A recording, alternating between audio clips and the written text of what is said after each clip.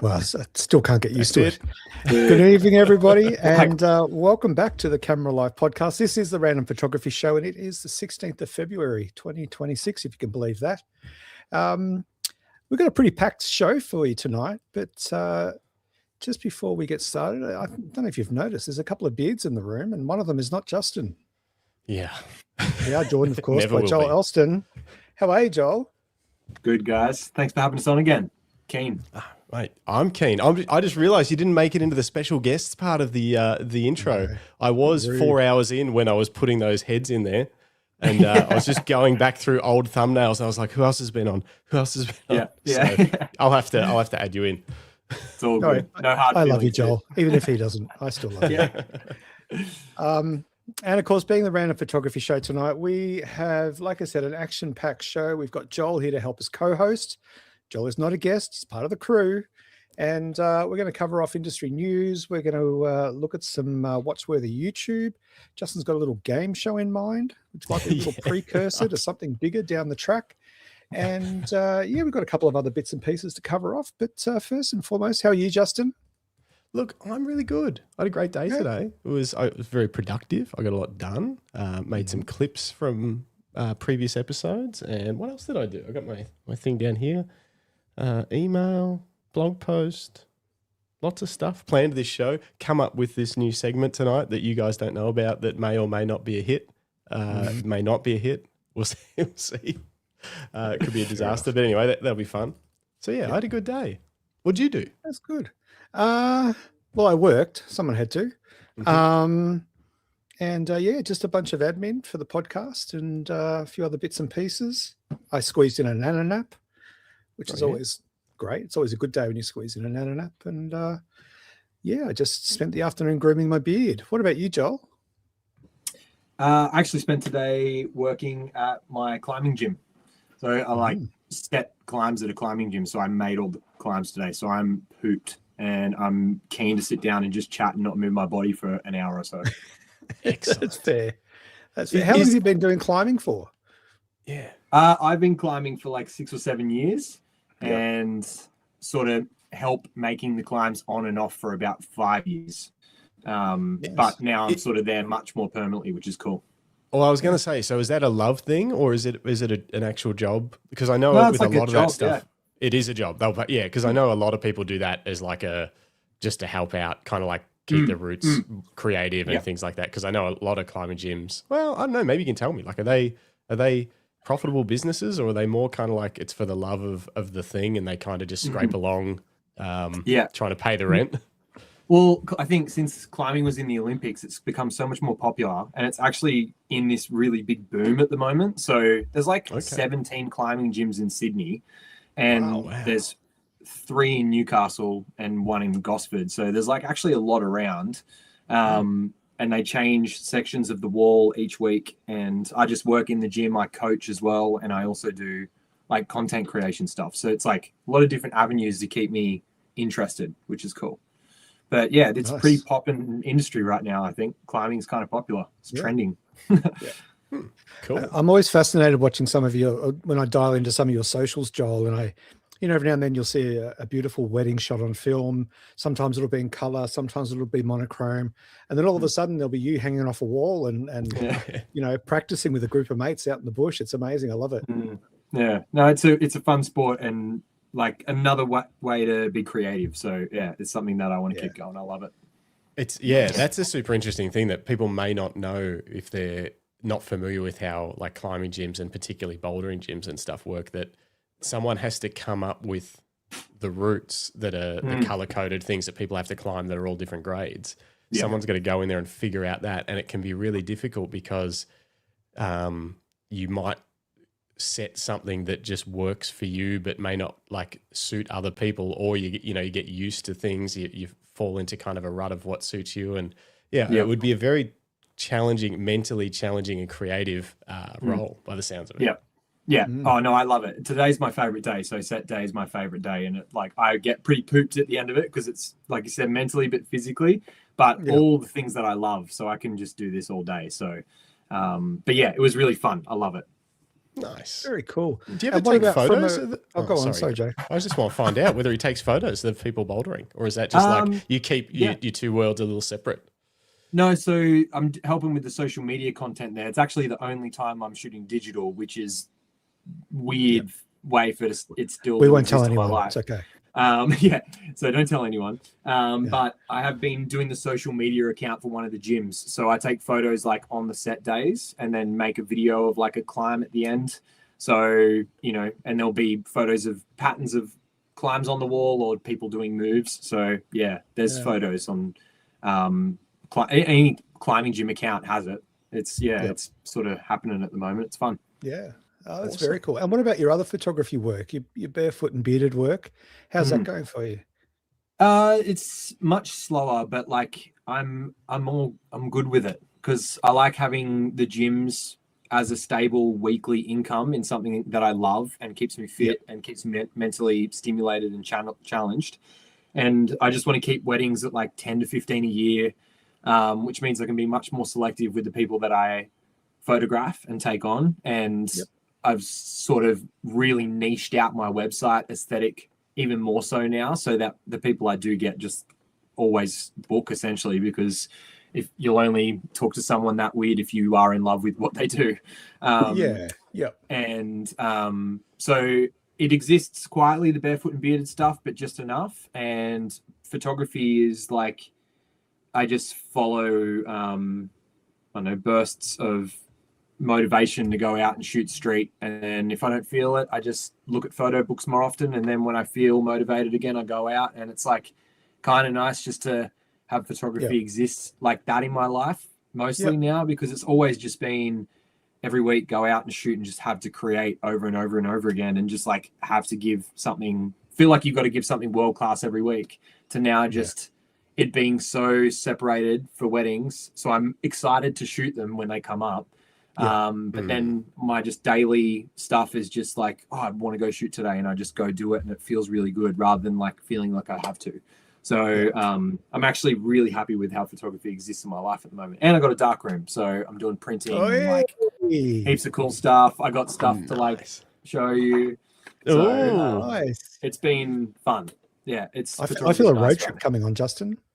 Oh, stop it. I could go and rediscover my climbing lack of skills. I'm a solid what do we go up to? What are the grades of bouldering in Australia? What are they again? Like the highest is it 1 to 15 or V? 0 to 17. Yeah. Yeah, nice. I think I'm solidly off 0. But I'm not sure how far after that I go. It's so much fun. Yeah. Come up. Very cool. Let's dive into the show, because we are here to talk about photography. But just before we do, it wouldn't be to have a live crew on board, egging us on. Let's see who's here. Maybe sometimes there's a few comments in there about you being beardless, Justin. Yeah, I know. I saw those. Rodney Nicholson was here first, evening team. Although I did think I saw a message before that from Dennis that didn't somehow, like, sometimes they disappear because he puts them on like the day before, and he's like, can't wait. Speaking of Dennis, he says, evening, a night with Joel, cancel all calls. That's right. Except for calls to this show, which you can actually call. Anyone can call the show right now, and we'll attempt to get the Roadcaster to connect to my phone, because sometimes it doesn't work. And you can just talk to us. Just call +61 485 512 370. The number's on the screen right above Joel's head. So yeah, just call that anytime you want and say whatever you want. Just be nice. Or not. Lisa Leach says, hello, 3 beards and a clean skin, unless Jim is shaved. But yeah, Jim isn't here. Jim's not here yet. He might join, he might not. Just depends how his evening goes. We'll see. He might just pop on. Tin Type Man, evening all. I was thinking of skipping tonight, and then I saw Joel was on Unmissable. Wow, you're a crowd pleaser, Joel. Wow. I got to come down. Watch for us. I want to come down to you guys because I need to spend some time with the Tin Type Man learning how to tin type. We've chatted about it. I need to. I'm heading down there next week. Is it next week to do it? I am for a portrait sitting. Yeah. Tell me everything when it happens. Yeah, he mentioned it, and I was thinking of maybe trying to time it and get down there and get some footage or whatever of it happening, but I don't know how next week will go. We'll see. You'll have to. We'll figure it out. We'll get my he's His studio's like where it's a long Phillip way away. Island. Phillip Island, yeah, that's going to be a struggle for me next week. So I'm going to train out to Berwick, I think. Does that sound right? Maybe. Anyway, end of the line somewhere, and then he's going to pick me up. So nice. You'll be such a good tintype portrait, Greg. I think you'll look so good on tintype. You'll look, just the beard will be amazing. Yeah, I'm going to oil it and get it all floofed. Ooh, yes. Who else is here? Philip Johnson is here. Rick Nelson is here. Yes, the topic of tonight is film more real. Joel will make it more real, Dennis says. That's right. It's in the eye of the photographer. Bruce Moyle is here. Tweak Productions, good evening. Who else? Yes, you did get the new intro. Greg Carrick, good to see you. He typed his comment on film, so it's more authentic. That works. What else? Rick Nelson says film is more real. Literally, animal byproducts go into making it. Oh, I didn't know that. That's right. There's horse gelatin in it and hair, like horsehair, I think. Yeah. That's a downer for the show. Anyway, it's not vegan. Yes, the podcast. I just ate a steak, so I shouldn't pretend to know. It doesn't matter. Podcast is shot on Super 8. Yes. What else? Who else is here? Nick Fletcher's here. Intro sick. Thanks. Still going okay. Come through okay. Hope so. Lucinda. It's a beard manwich. Yeah, I kind of feel like I'm in a beard manwich. Yeah. Anthony Stonehouse. Who else? Yeah, Jimbo's coming. He's coming. Phil Thompson, Roy Bixby. Yes. Man, you guys, it's everywhere. Chat's going crazy. Apparently, Victorians also like to wear black while drinking coffee. That's true. It's my whole life, basically. Yeah. Can someone send Joel some coloured lights? Yes, we'll do our best. Oh, yeah. I'm really let the team down. I'm sorry. It's not. No, it's okay. It's my lounge in the kitchen, you know. Finally. Who else we got? John Pickett, Jason, Paul Sutton. It's crazy. Okay. We're here. Oh, no, hang on. What's this one? Public Relations Dwell Wolf. Best viewers on Stream Boo. Okay, thanks. And that's all. That's all the comments. That's it. That's our one comment we get from Twitch whenever I stream to Twitch. Well, thank you for joining us once again, everybody. Great to have you in the chat. Please feel free to ask your questions throughout the night. And don't forget, yes, we do have a live call-in number. And, if anyone wants to call in and ask Joel a hard-hitting question or ask Justin about his lack of facial hair, the number is there on the screen for you. And just a reminder, while I've got your attention, if you're new here, welcome. This is the Camera Live podcast. We stream live only twice a week, every Thursday morning, 9 a.m. Australian Eastern Daylight Time or Standard Time. Every Thursday, we interview an amazing photographer, such as Bronwyn Kidd on Thursday. Well, Joel, as well. But last Thursday, just gone. Bronwyn Kidd. Yeah, we had Bronwyn Kidd. That was an epic interview. This week we've got Richard Grenfell. It's going to be a good one. He doesn't know. So he did some promo for the upcoming episode on his YouTube channel, which is awesome, and his Instagram and everything. And he keeps saying, because he's known on his YouTube channel for like photography business advice, and he runs a boudoir studio. And he keeps saying, I think it's a podcast about all things photography. So it'll be a bit different to my normal content. He doesn't realize that Jim and I are like coming. We're just going to extract all of his business information out of him for our own businesses. He's like, I think they're going to ask me about cameras and stuff like that too. I'm like, no, it's just going to be a 2-hour business. Free clinic. Yeah, free clinic. Pretty exactly. Much. Yeah. So he doesn't know. He doesn't know what he's walking into. Well, it'll be an awesome episode. But, We Very will then ask him about his cameras. I know. But the following week, we've got Jeff Freestone joining us. Oh, yeah. And then the week after that, we've got Craig Wetchen having an old BFOP reunion. The way it's going. And of course, we also go live every Monday evening, 7:30 p.m. Australian Eastern Standard or Daylight Time for the Random Photography Show, where we talk about everything to do with what's going on in the industry and for us and our guest this particular week. So if you are new here, please subscribe, hit the bell icon. That way you'll get a notification in your time zone as to when we're going live next, and give this video a thumbs up. It certainly helps us out a lot. So thank you. Thanks.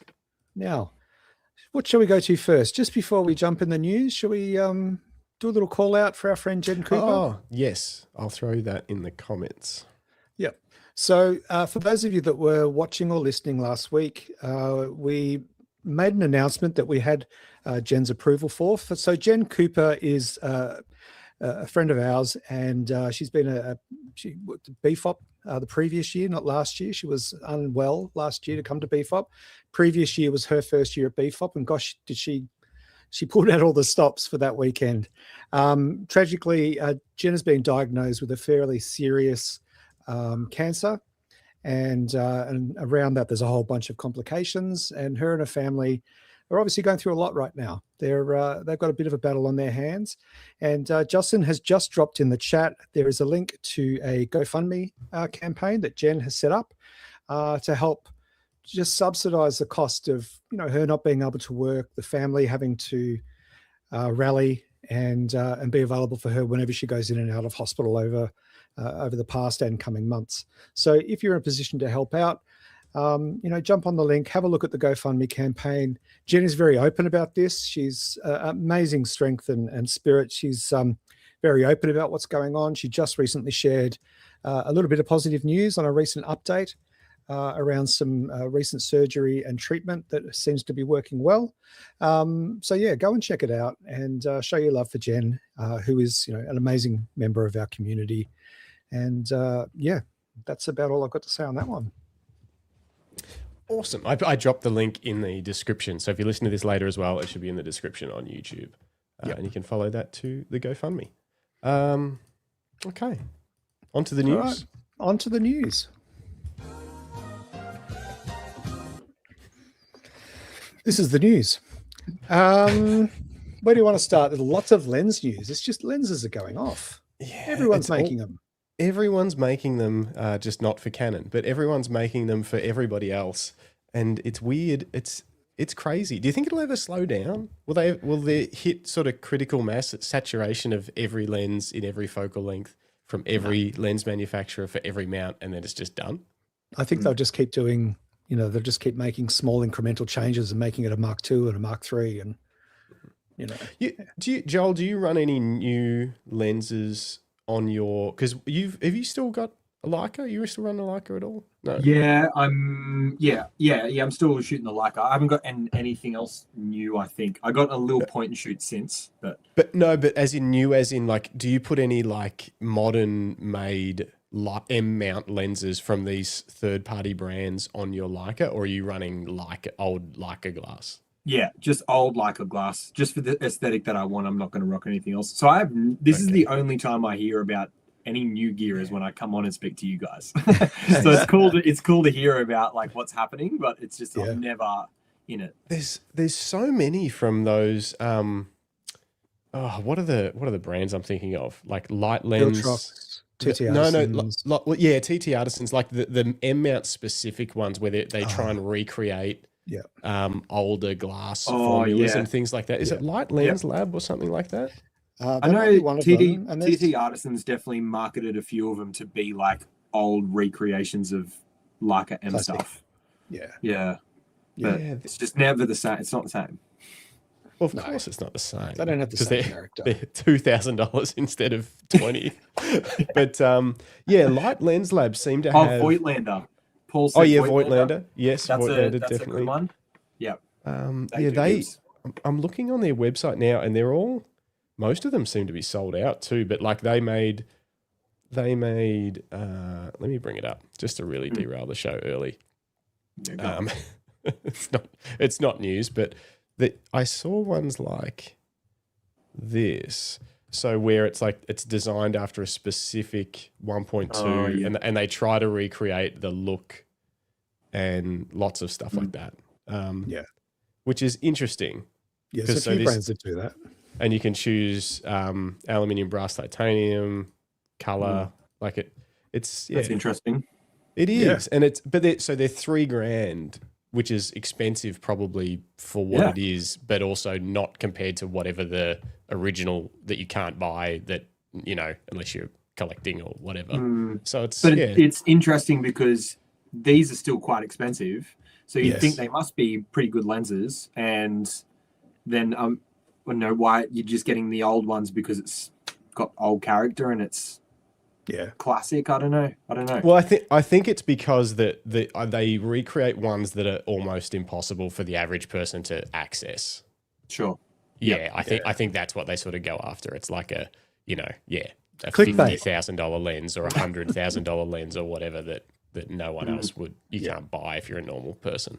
Yeah. Look, the lenses, the last couple of weeks especially, lenses have been a hot topic, and we are coming up to CP Plus, where traditionally they don't necessarily announce cameras that are coming out. They might show off ones that are already announced, but CP Plus is very much a lens show.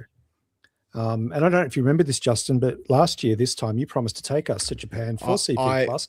You've got 10 days. I thought we'd have 100,000 subscribers by now. And promises if we did, promises. we'd be on a plane. Sounds like a you problem. I tried. Look, next year's definitely it's a 60% chance next year we'll go. Whatever. It's a definite maybe. Definitely maybe. It's a definite possibility. Anyway, let's look at some lenses. Yes. Let's kick off with the top piece, which is Tamron. Yeah. Is that out or a rumor? No, it's a rumor, but there's been some photos of the lens that have leaked. It's a 35-100 f2.8 FE mount, but I think it's also doing a Z mount. I think they pretty much do both most of the time. And 35-100 with a constant f2.8. Yeah, and so people will be familiar. Tamron has 35-150s. The 35-150 f2 to 2.8 is a super popular like wedding event lens because it's almost a prime at 35 mil, and then you can go to 150 2.8, which is a really handy focal length for like rocking around a ceremony and just using one lens. But it's still quite heavy. So I'm guessing this is kind of like it looks like, based on the fact that it's 67 mil filter thread, whereas I think the other one's either 77 or 82. I don't think it's 95. Anyway, it looks like it's going to be more compact and lighter. And it's an interesting pairing to you sort of still need a wide with the 35, whereas a lot of people can get away with a 24-70 as their one lens, whereas 35-100 is probably still a little bit long, but pairing it with a wide, going to 100 instead of 70 might be enough for a lot of people to not worry about, a longer lens. So it's interesting. Yeah.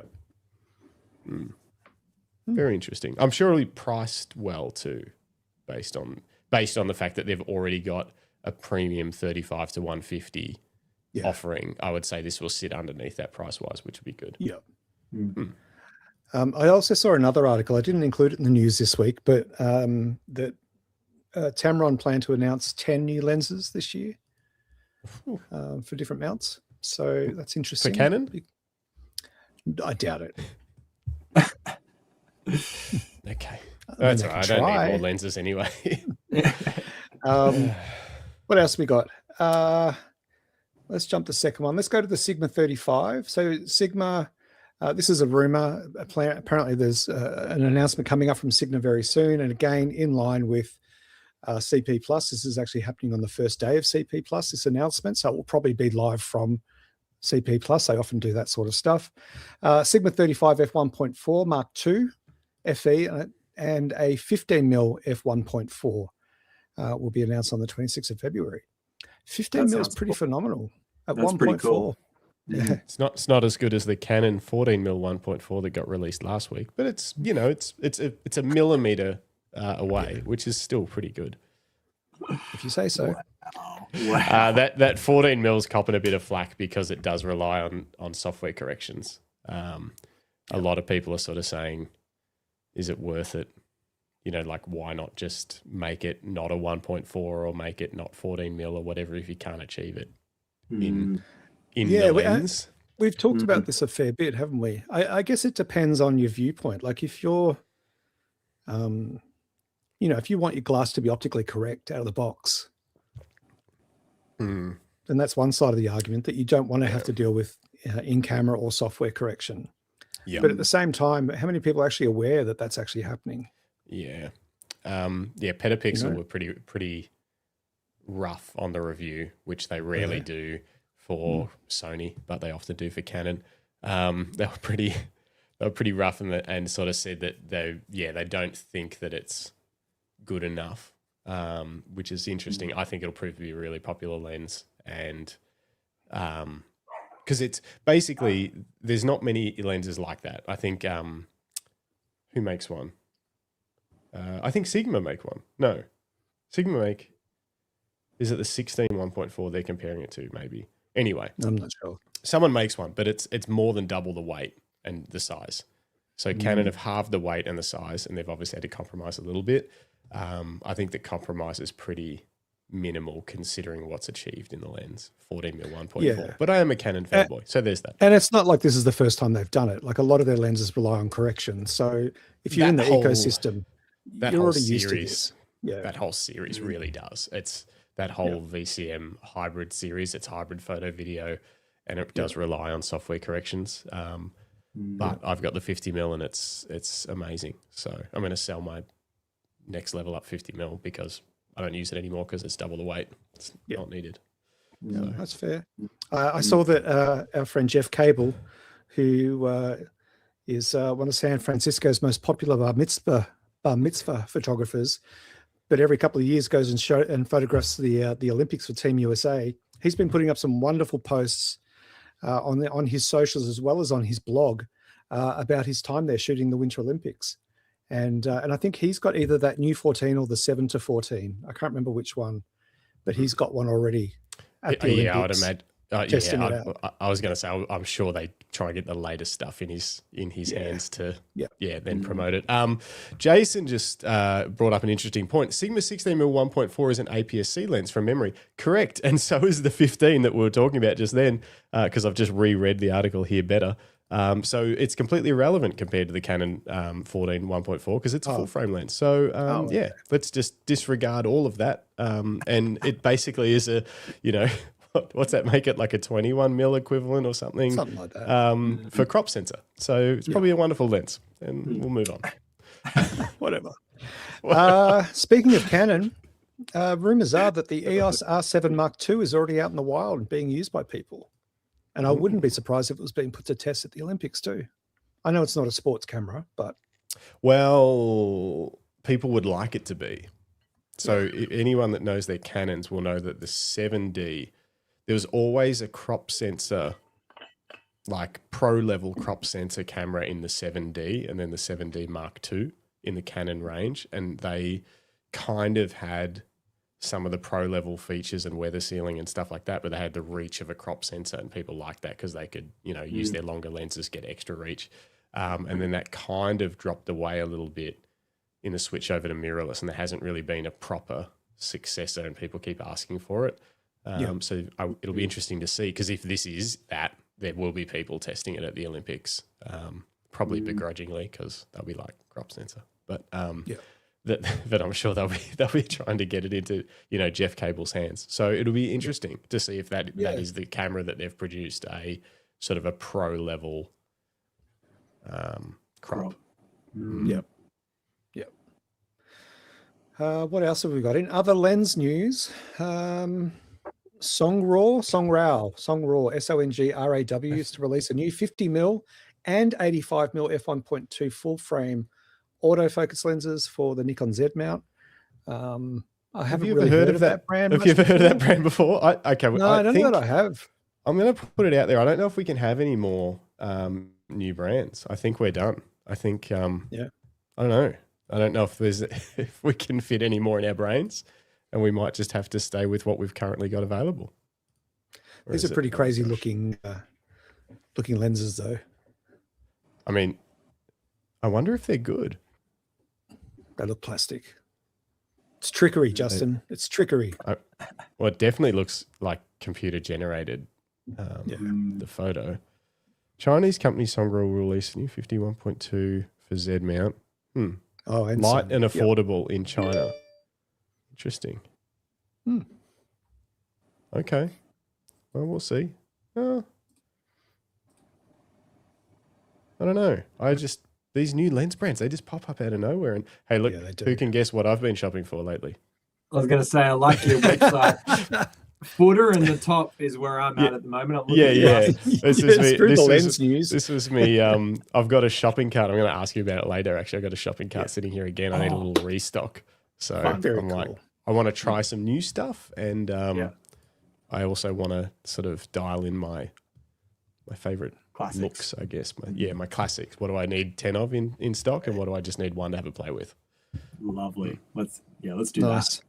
Yeah. Let's finish off the news first. As I mentioned, the Tokyo CP Plus, which Jim and I have just found out that we're not going to, is on this year, 26th of February. It's in Yokohama in Tokyo, Japan. And last year was a pretty massive showing, and it's a good time to kind of keep your eye on the news if you like lens and camera news and to see what's happening with the brands. It's a good show to watch. It's not like a physical show to watch. Like, you'll see lots of announcements. And the last little bit of news that popped up was Magmod believes it has just reinvented the light stand. And they've released this set of new light stands that are quick release, quick deploy systems. Should be interesting to see how they go. I'm going to bring it up because it's on Kickstarter. So it's one of those things where an existing brand is doing Kickstarter, which is always weird, but Magmod started on Kickstarter, I think, kind of like Peak Design did. So it's one of those things that they've done it for a lot of their big launches. So it's like, makes sense. That's the way that their brand, I guess, grew. It's weird when big brands do it for the first time and they're already a big brand. I'm like, just pay for it, But this is different. This is pretty cool. It is pretty new, the way that they've done this. They're big light stands. They've got push button like grips. Hang on, let me see if I can zoom in here. You basically squeeze each section, so you don't have to tighten anything. There's no levers. You squeeze each section to be able to extend it, and then the sections themselves, I might wonder if they'll give me a better view of it, have little indents on them to lock in little clicks, so that pulls out and it clicks into place. So it can't slip or whatever. It's not a matter of tightening it up. It just goes click, click, click, and it sits at that point. So that's cool, I think. The base doesn't require you to fluff with it to get it to go up and down. You just squeeze and lift it up. I like how they do these videos. But it like you can, and you can lock the base at any point. With also has clicks, so you can make the legs smaller and wider with one hand. You can even just pick the stand up with one hand and fold it away. And so I think they've done a lot of stuff that I think is that fast leg deployment. I think is probably going to be a massive one for people that are moving around quick, wedding photographers, all that sort of stuff, location photographers. It's a much bigger base than your average light stand. I think it's hard to get a feel for it from the product images, but I did a bit digging. I'm like, these are pretty big light stands. It's phone line's going off tonight. No one's called in yet though. See how it's got like a big button. You squeeze the button and then it's got these drops out locking points. And it does also have a, which we always wanted. And I got one light stand that did it when I was shooting weddings but it was shit. It has a detachable, like you can detach it and use it as a boom to boom a light in as well. Oh, okay. Yep. So you can just pull the center column out. But see how you just squeeze it and it just pulls up? Yep. It's quite clever. Yeah. Well, it's good. It's good to see someone trying something new. There hasn't been a lot of innovation in light stands. And I think it said in here they've been working on this for 7 years. Yeah. Wow. Which is I think the other thing too is because so many brands are copied now. We've got the Temu version of everything. And I picked up a Niwa stainless steel light stand that's spring loaded, so it sort of absorbs anything you put on it. And it costs like $40. There can't be a lot of margin in it for them. No. Well, these don't cost $40. No, I know, but what I'm saying is like it's a bold move when you consider that they are quite affordable. Granted, pro level stuff's going to be much more affordable. If you're an average photographer who might want a couple of light stands to do some, portraits or whatever, there's not a lot of money in it. But Magmod's an interesting one because it's their light tools.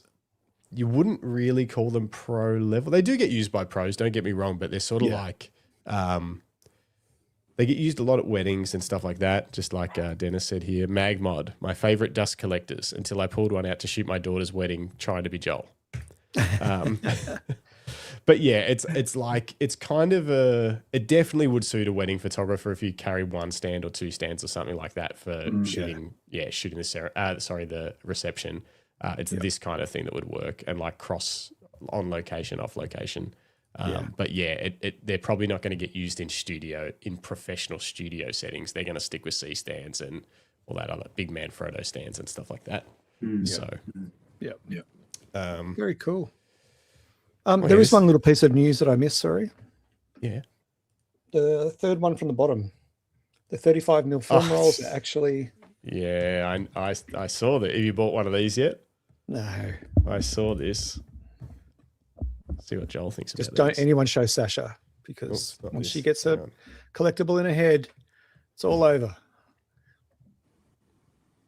So they look like film canisters. They come in a canister, they come in a box, but they're actually tiny digital cameras. So recently we've been showing off I don't have one to hand, sorry, the Kodak Charmeras, the little tiny, smaller than a matchbox size digital camera. Oh, Justin's got one there. Yeah, I haven't used it. Have you seen these, Joel? No. Oh, you haven't even seen the. Well, we sort of need to give you like a flashback of the Charmer first, because this is like. Did this start it, Greg? Is this the first one? Kind of. Yeah, pretty much. Yeah, in this run. So the Charmera is a little collectible blind box digital camera that Kodak have put out. There's 7. I think there's 7 to collect. And they're all different designs on them, different retro designs. And then there's a mystery one, which is actually a translucent plastic digital camera. So and that is a viewfinder. That is a viewfinder you can see through there. It's like, it's maybe 3mm wide. I don't know. It's so tiny. But it does take photos. It does video. It records to a micro USB. It's crazy.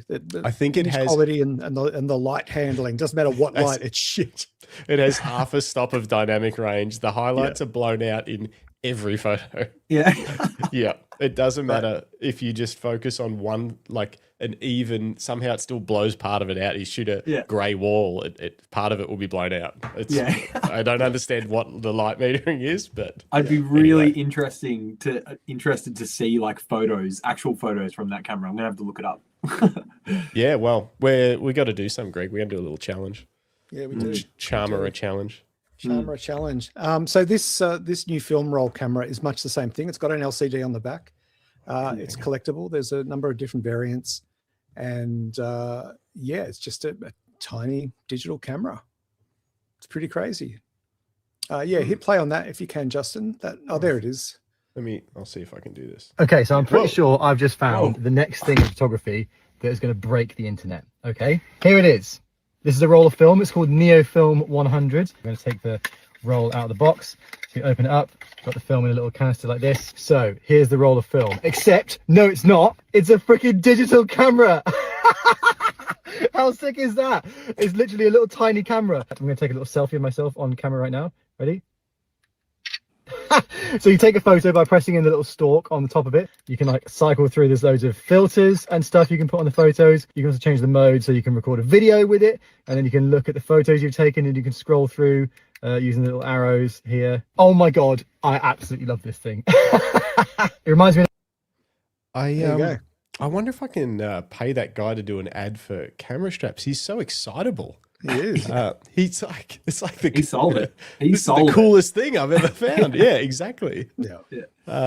He did sell it. I want one. Except I've got one that's in a slightly different shape. It's rectangular instead of round, but you know. Yeah, that's cool. Lisa Leach says he sounds like Nick Fletcher. He does a bit. Dear. Well, that's the end of the news, folks. Yeah. Yeah. That's it. That's Quick it. one this Thanks week. for coming. Just lots of random lenses. Lots of lenses. Lots of lenses. What else we got? Oh, jingle. Yeah. Well, we moving on to. Oh, was there more news? No. No, there's some. No, there was just some YouTube, Watchworthy YouTube. Yeah. Let me just do a quick readout. Let's Pete do it. Mellows is back with yet another. He's been doing some concert photography, so he's got a great video up about whether you do or don't use flash at concerts. Adam Edwards has got episode 5 of his Kenya Scorecard series, which is up. Lee Herbert, who we've had on before. Don't forget Nick Carver. I saw that. I'm getting to that. Oh, sorry. I thought you skipped over it. Well, I'm pretty sure I had the room. It's in order, isn't it? I'm coming back to him. He's like a headliner. Okay. Anyway, Lee Herbert did a little review on a Thunderbolt 5 SSD enclosure. Our friends at Tamron Australia for Get the Shot podcast. Joe Orchard recently interviewed Brett Ferguson for their episode 18 of their ongoing podcast series. Go and check that out. Not now, later. Julie Powell continues to be the queen of YouTube. She put out three videos this week. And Brett Wood has a new epic Iceland cinematic video that's going onto his YouTube channel right now. But you should wait until we're finished, obviously. Uh-oh. Who do you think this is? Hang on. Oh, hold on. Can you hear us? Nothing. You know the deal, Nick. Hang on. Hang on. Why does this happen every time? Connect the phone, do the thing. Hold with us. Stay with us, caller. This is what happens when you call in. You just got to be patient and just wait for me to get you on the line.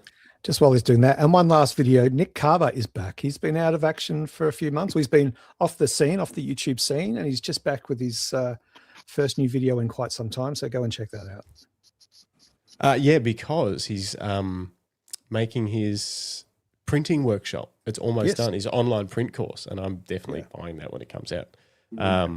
Nick, can you hear us? Oh, I can hear you, yeah. Excellent. What's going on? Well, firstly, Lisa Leach is clearly talking bollocks. I don't sound anything like that bloke, but I'll be very happy to freak your camera straps for you. I think they're brilliant. That'd be great. Maybe you can just be excitable like that guy for me. I'm incredibly excited about your camera strap. In fact, I rang you the other day about the new one I need. Yeah, we got to get you one. Or two. Another one. No, that's all I rang to say. And amazing to find out that Joel's a climber. Never knew that. There you go. I have to go climbing, Joel, in Bride. Yes. Ooh. Yes. No, I need to. I'll hit you up when I'm down for sure. When I can make it down. Cool. I'll come too. Yeah. And watch. Good. Good. All right, carry on, boys. Okay. Have a good night, Nick. See you, Nick. Thanks. Bye. Bye. See, It's that easy to call in. Now the phone works. All right, let's go on to our topic for tonight. Yes. Is film more real? Yeah, I made this up while I was trying to make a thumbnail, and I thought, because I've been shooting film a bit again lately, and it feels more real, but am I just tricking myself? I want to hear about your current film experience. I want to hear about why and what you find the differences are while you're shooting and how you're treating it differently. Is it different or is it the same to you? Okay. To do this, we'll have to do show and tell. So I'll show you some of my show you some of my photos that I've taken recently that I just got back from Lumina Labs. If you need someone to process your film. Here in Victoria or anywhere, send it to Lumina. John will look after you. Cool. Where is it? So I'll pull it up and I'll talk to you about it. But basically, I've been using cameras that autofocus and stuff, so you won't really understand that side of it. But I'm sure he's heard of it. I've got one. I've got a couple autofocus cameras, not a lot, but I've got a couple. Okay. Yeah. Where are we? I'm getting there. I wasn't ready to pull these up yet. Okay, so I used a couple of Canon cameras. What a surprise. An EOS 3 and a 1N, and my new 28mm lens on the 1N and the 50L as well. And I also used the Lomo Sprocket Rocket. Oh, cool. Which I'll talk to you about after we look at the photos. But Jim says, "Hey fam, sorry I didn't make it." That's okay, Jim. Next Monday. Next Monday. It's just, it balances the beard. It would have been weird with 3 beards and me. That would have been too much beard. Would have been like that movie poster for 3 Men and a Baby. Hey, that's actually a pretty good joke. Perfect. Yeah, that's pretty good. Okay. That was good. Yeah.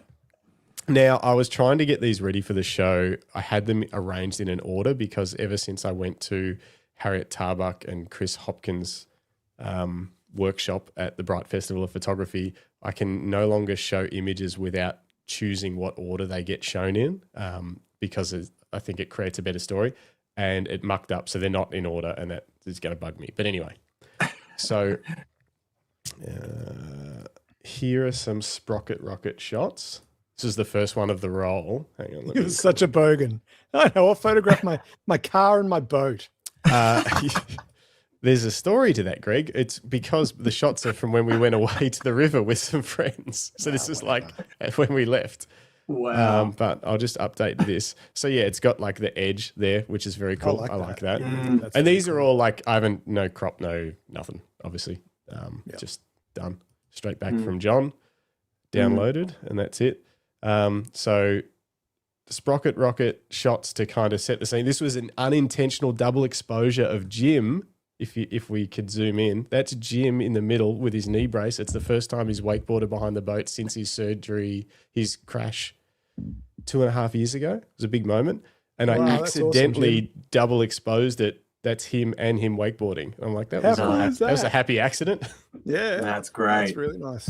Great. Yeah. Very cool. Mistake. I should have said it was intentional. And there's Jim being happy. Oh, that's a great photo of him. Great portrait. Very hard to tell where you are in the frame with the Sprocket Rocket. It doesn't. I don't know how I meant to frame this, but it worked out really well. That's great. Great comp. The color is gorgeous. It's not sharp, unfortunately. I'd really love a camera that is sharp or sharper than this because it doesn't have. I don't know if have you ever used one of these things? No, it kind of gives me like Xpan vibes, but like it's $80, much shitter. Yeah, yeah. It's $80, and it has basically it's got a little thing for cloudy or sunny, which I think changes the aperture from f16 to like about f10 something. It's got a twist on the thing for close focus, which is 0.6 of a meter to 1 meter or 1 meter to infinity, and then it's got like your shutter, which you just push down on the side of the lens. And that's got normal or bulb mode. And then that's it. It's got like the winders and the sort of film counter on the top. It's very basic. It's a fun camera. Fun. It is fun. It's fiddly and fun. I'd love it if it was if I could manually expose and manually focus would be awesome. And maybe if it had a slightly more precise winder, because you kind of just wind it until the dot lines up with the window. And here's a question for you: do you struggle to like not have control over your outcome of your image? I would just prefer if I could choose the exposure. Yes. Sometimes. Well, it's not even that. It's not even auto exposure though. It's like you've really got to choose your film for that time of day, and then that's all you get. Like you can't. Yeah, can't sort of work around. Anyway, I'll show you a couple more. This is a photo of us on the boat, not taken by me, taken by my neighbor, but it took him 2 goes because the first time he pressed the button twice and he's like, don't worry, I took 2.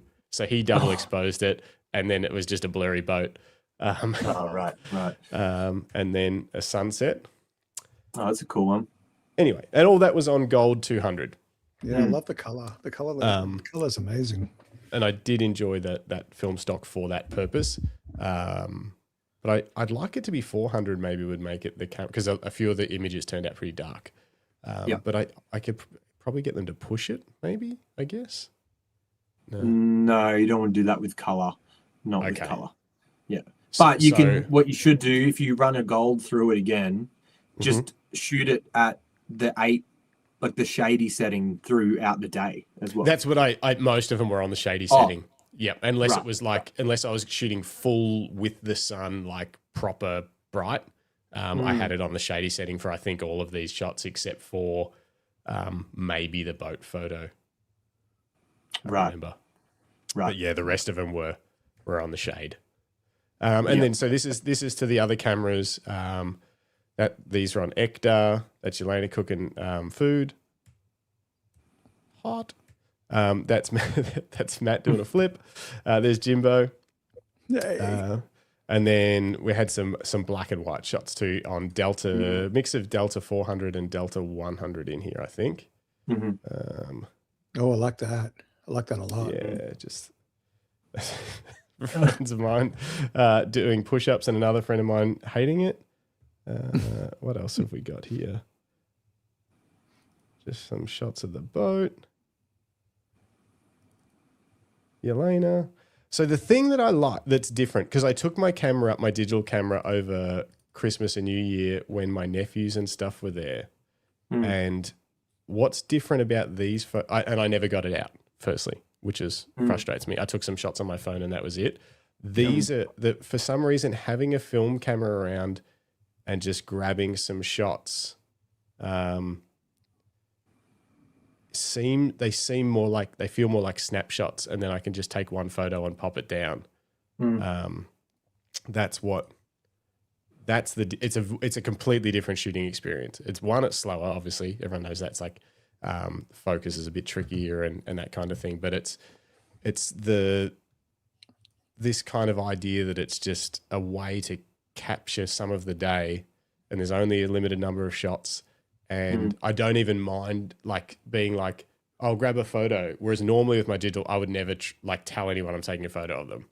I would try and get everything as candid as possible. And some of these were candid too, but I also don't mind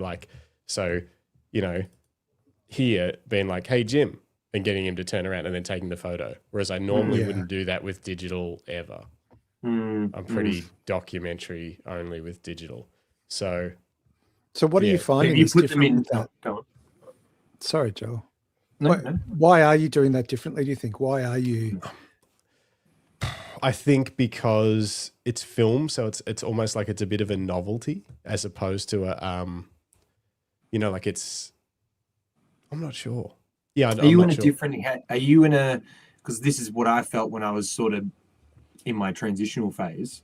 It was that when I picked up the digital, I really felt like I was searching for something, where with film, I'm not really like thinking about the end thing. It's just like, oh, now. And then that's where it ends. Yeah. Whereas I think the digital is so much about, I see something, I want it to look like this, and I'm going to make it look like that later, and like do this thing to it. Yeah, I think it is knowing that you have to do something to the digital files. But I've shot a lot of JPEG as well, and I don't mind doing that. So that shouldn't be a thing. But there is that is part of it. I think for me is like knowing it's just nice to be like, well, that's done. Like you take the photo, that's done. It may or may not turn out, and that's it. Nothing I can do about it. Yeah. It also might be the newness of not knowing how the photo is going to turn out and hoping it turns out okay. Whereas I guess once you've shot film for long enough, that probably goes away too, to a certain extent, where you're no longer excited to get the roll back. I don't know. Whereas I'm like, I can't wait to open it up and be like, how'd these turn out? What are they going to look like? Why can you not shoot the same way with digital, and why are you choosing film to do it? It's a great question, especially when there's so many digitals coming out with sort of this kind of vibe and feel. And, like I could just pop an X100 and just have that kicking around. I'm sure that's what lots of people do. That's what I did for so long until I decided I wanted to be broke instead. Yeah. And that's the thing. Like it cost, it cost $120 to get these developed, plus whatever the 4 rolls of film cost. There's more shots too. I've only some of them. Obviously, I did 4 rolls of film, and there's a few out of focus ones, unfortunately. Still figuring out how much I can rely on the older Canons. But I don't know. I don't know what's stopping me from just shooting like that on digital, or do I even want that? I'm kind of enjoying the film thing. I really, really, really would like an X-Pan. And then I Google them, and everyone's like, they're all dying and they're $6,000. And do you really want to buy one and have it be unrepairable and just lose $6,000 or whatever? Yeah. not ideal. Not But I ideal. think it's interesting. I know that when I first started shooting film, it was when I was shooting a lot of digital in my life, and I really like recognized the process of just taking the image and just having it just didn't exist with digital. It was like I got to shoot it, I got to import it, I got to put it into this folder, and then I got to maybe re-export it a smaller JPEG so I can export it to my phone. You know, and it's like there's like all these steps that just come from having taken a photo to actually getting the photo, whereas there's definitely much more when it comes to shooting film, but the reality is most people don't do their own developing and scanning. So I was like, I just want to shoot like a roll in a couple of months, and then I'll send that off and I'll get it back and I'll get the files sent to me and prints if I want, and then they're just there and I haven't done anything. You know, there's like a convenience in having someone else do all the heavy work and you just go like accept the fact that there's nothing you can do about it, and it's kind of nice to like relinquish that power. But it's funny because you're like, I wish this was sharper and I wish I could do this more. It's like there's so much of film that you just have to like just go, I've done everything I could when I pressed the button, and unless I really want to do heaps more like with my own scanning and like color corrections and whatever, so much of it is like quite outsourced, you know. And so that's an appeal, I think. It's not a sharpness issue. Like I love the files that I got with the Canon cameras. They're sweet. They look great. That's sharp enough resolution for me. It's like it's this like it's not the weird one. The Sprocket Rocket I would like to be sharper, but I'm not. You just want an X-Pan. I want an X-Pan. You just don't want to spend $6,000. I would spend $6,000 if everyone wasn't complaining about how if they break that there's no like maybe no way to fix them. That concerns me. If it was like that's why I sold mine. I was like I heard stories about that. I was like had it for like 3 months and then sold it. I just had my time and then moved it on. Yeah. And it's so crazy that this is $80 or whatever it is, and then there's $6,000, and it's like, was anything going to come in the middle of that?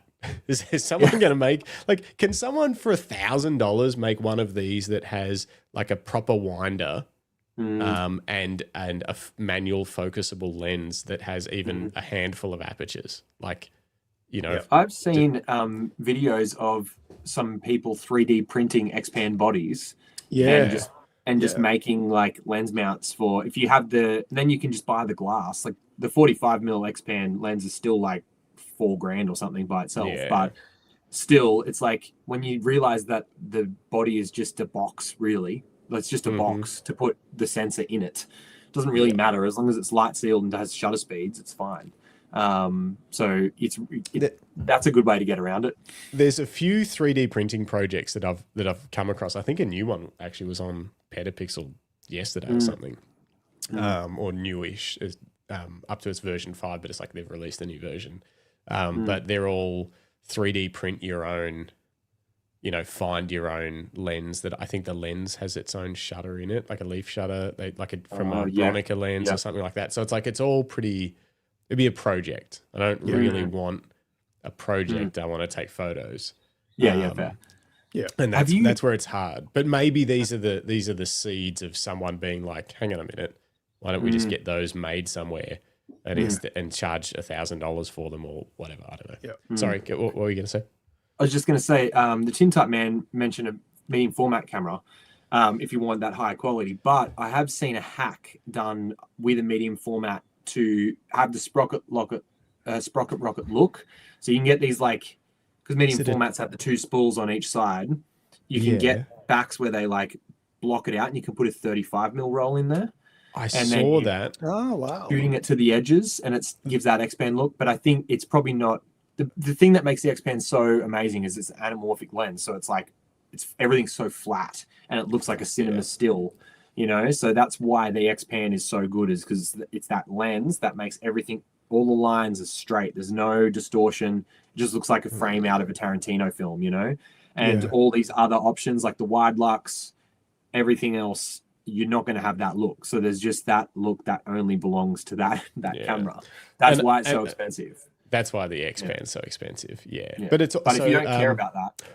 The Mamiya 7 has a 35mm kit for panos. Interesting. I saw that you could get a 220 back for a, what would that be for? A 6x7. What are those big box things?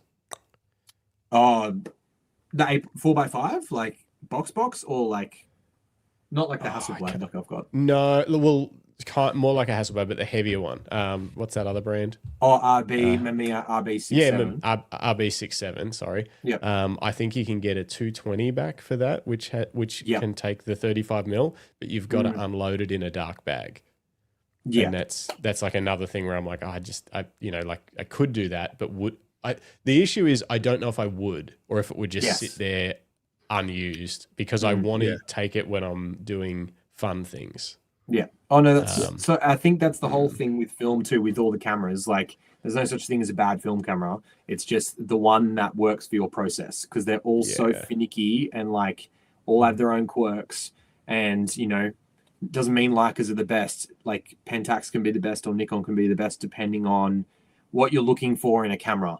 And you just don't know sometimes until you grab it and use it. So if it's slightly inconvenient and pisses you off just that little bit, like, it can just sit on the shelf, because you can just grab a digital or this rocket and just like shoot snaps, Yeah. And maybe that's part of what brings us back to our topic for tonight, which is, is film photography more real? It's less easy, isn't it? Mm-hmm. Because digital, the cameras are so amazing now. Whereas film, you've got to slow down. You've got to consider the quirks.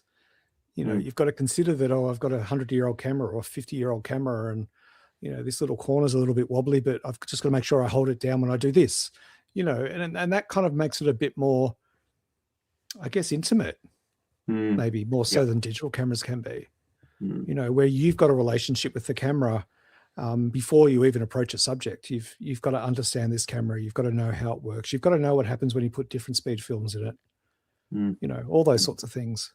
It just adds a little bit more effort to the process. And then you get to sort of outsource the back end of it, whereas now we all take care of the back end of it ourselves. I did have a question for you, Joel. Okay. You said that you've set up a darkroom at home, so you're doing your own processing. Have you looked at the economics of that just yet? Is it how much better off are you doing it yourself versus sending it off to a lab? It actually works out to be quite good. I remember when I set my darkroom up, I set it up to develop black and white film as well as print, like doing my own enlarging prints.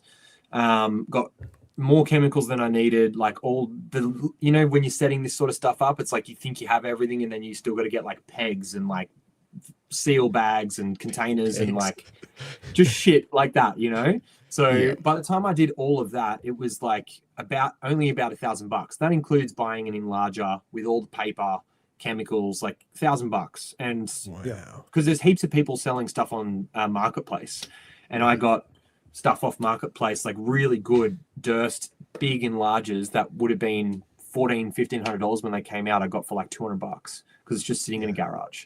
And then you just need a good lens, just like anything, just a good lens for a couple of $100, and then you've just got a world-class enlarger. So it's really not that expensive.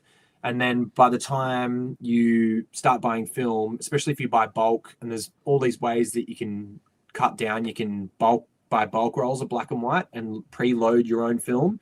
That works out to be like $6 a roll, really. Like once you've done the roll, it's $6, and then if you've got all your chemicals and stuff, you're just developing like that with your chemicals. So I have had the darkroom for like almost a year, and I've only had the biochemicals once, like for each thing since then. And they're about $20 or $30 each. So it really does, when you consider, if you're doing standard scanning, not really high resolution stuff, you're probably on average going to spend between $20 to $30 for develop and scanning for color and black and white, probably. So that's per roll, plus buying the roll, which is about $20 for $25 for color. So that's $50 for 36 exposures for color. But with black and white, it's like if I bulk roll my own stuff, it's $6 per roll, plus that's just amazing. Developing. So there is a huge, huge change. And and I do my own scanning too. I've got a macro on a XT5, so it's got big enough sensor for me, and More than enough. More than enough. But Do you use the Fuji film simulations to double film your films? no, I'm not going to double handle. No way. That would be crazy, actually. But I only scan my personal stuff, really, and my own black and whites. But because I don't develop my own color, so I can only do all my own black and white stuff. I still got to outsource color. But if you just want to shoot film and just keep it for yourself and have it live in black and white, which is quite like, I don't know, it's quite a romantic way for film to exist in your life, especially if it's like for family stuff, because all that stuff just looks really beautiful in black and white. Then it's really cheap. It's really cheap to do, actually. And then being able to print your own stuff is like it's the part that I'm most passionate about now is like I think maybe the reason why I'm not going out to shoot so much is because I have so many negatives that I like want to print and like see it happen, you know? And it's a pretty cool process to think that like from shooting to printing, it hasn't touched any screens at all. It's no influence by digital. It's full chemical and paper, and it's just like I did with my hands. It's the closest way I feel to like actually being an artist as a photographer. Yeah. Well, because like you're not only using your eye and your mind to frame and compose a shot, but you know, like you said, you're using your hands to physically make an image at the end of the day. And you re-expose it, and you're doing dodging and burning, so you're like editing with your hands. So it's like it's a very like cool experience to actually have these things where you go, I created this. Not like you get the sense that you do it with digital, and you still have all that control to do it. But I didn't look to a screen. I just like used my hands and I don't know what I thought looked good, instead of what the histogram told me, you know. So that feels kind of nice to have that like freedom instead of being told that it's sharp. You know, there's all these softwares where it'll give you a recommendation of which image is sharpest or which one's best, and it's like I don't want to be told anything. Just let me like work out what I want to work out. And I think film, the way that I have it now, is it exists like that. So it's really cool to not be told how I should do my shit, you know? Yeah. No, I think it's good. I think, and I think that's, you know, and as we move down that path where more and more features in the editing software we use for digital photography are adding AI or automated components to it. You know, where do you draw the line between what you created and what, you know, what an algorithm thought you needed? Exactly. It's interesting. Very interesting. Sounds like Patrick J Photography. Good to have you here. Develops and scans all his own black and white. More of a control freak. And saying, where are we? Jason says, I personally think part of the film reality is connected to the final product being tactile. So maybe a little bit of a gap could be narrowed if we printed more of our digital shots. That's true. You could definitely narrow it that way. I do love the idea of having it's obviously very romantic, the idea of having a darkroom with an enlarger to go straight from negative to a print. So like say not scanned and printed, you know, just like magicked onto the paper is pretty cool. That sounds really, really and like Rodney, who knows better than anyone, says the same. Sorry, Joel. What were you going to say? Oh no, I was just going to say like it's nothing better than like a day where you can go out and shoot a roll, come back and develop it, let it dry, cut it up, do like a contact sheet, and then look at it under a little magnifying glass and go, that one looks cool. I'll print that one, you know, and then do all your test strips and then it's like a whole day process for one image. But I think that's why it feels so much more special, because it's like you're not doing that. I'm not going copy paste to like all the photos that I've done. It's like if I actually like a photo, it's a lot of effort for me to do it, and like time, and like, you know, you only do that if you love it. You don't do that if you you know, just because it's convenient. So I don't know, it's really special.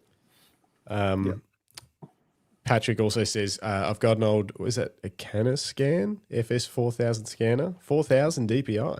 Oof, huge. Nice. And printing on fiber papers, 4,000 DPI on 35 mil only. That's crazy resolution. I don't know. It's just I can't put my finger on what it is that makes me feel differently, but I think. Oh, hang on. Unknown caller. Unknown caller. Could be anyone. Bad. Caller, can you hear us? Hey, Justin. Yeah, got you. What's up? Oh, I've got a question for Joel. I'm just a home put some. Hold on. I think is he cutting in now for you guys? Yeah, he is A little coming. bit. Yeah, hang on. One second. I know I can fix this because unfortunately the Rodecaster is a pain. We fix it. Turn Bluetooth off. Turn Bluetooth on. Reconnect to the Rodecaster. Every time. Come on, Rode. I love you so much, but there's this one. Have you got us? Are we back? Paul, are you there? Hang on. Paul, can you hear us? Oh. Caller. Can you hear us? Yeah, got you now. Oh, hang on. Okay, that's not good. Can you hear us now? Now? Oh my gosh. Just hold him next to the thing. I could hear him. Yeah, then you won't be able to talk back to him. It's a whole thing. Hang on. I'll put you on speaker so you can answer your phone. I'll figure this out while we're going. Can you hear us now? Yeah, got you now. Okay. Go for it. Ask your question. Oh, Joel, it's Paul here. Hey, mate. I've just got I'm sitting on a like a home starter pack for just film negative developing. So just very much starting from scratch there with some Ilford HP5 and FP4. Can you recommend a resource to go to find the right processing times and temperatures? There is so much out there. Lots of websites. Is there like one go-to place you could recommend for us? All right. Hold on 1 second. I'm going to just try and reconnect you so Joel can talk back to you. But he got your question loud and clear.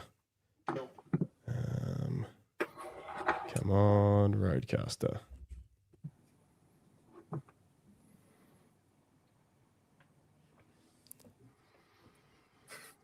Maybe Just let me know when I'm ready. Yeah, well, apparently now it doesn't even want to reconnect. That's right. I'll hang up now and I'll just catch it on the chat. Okay, perfect. Thank you. All right. Good idea. See you, On your mate. Paul. Thanks, Paul.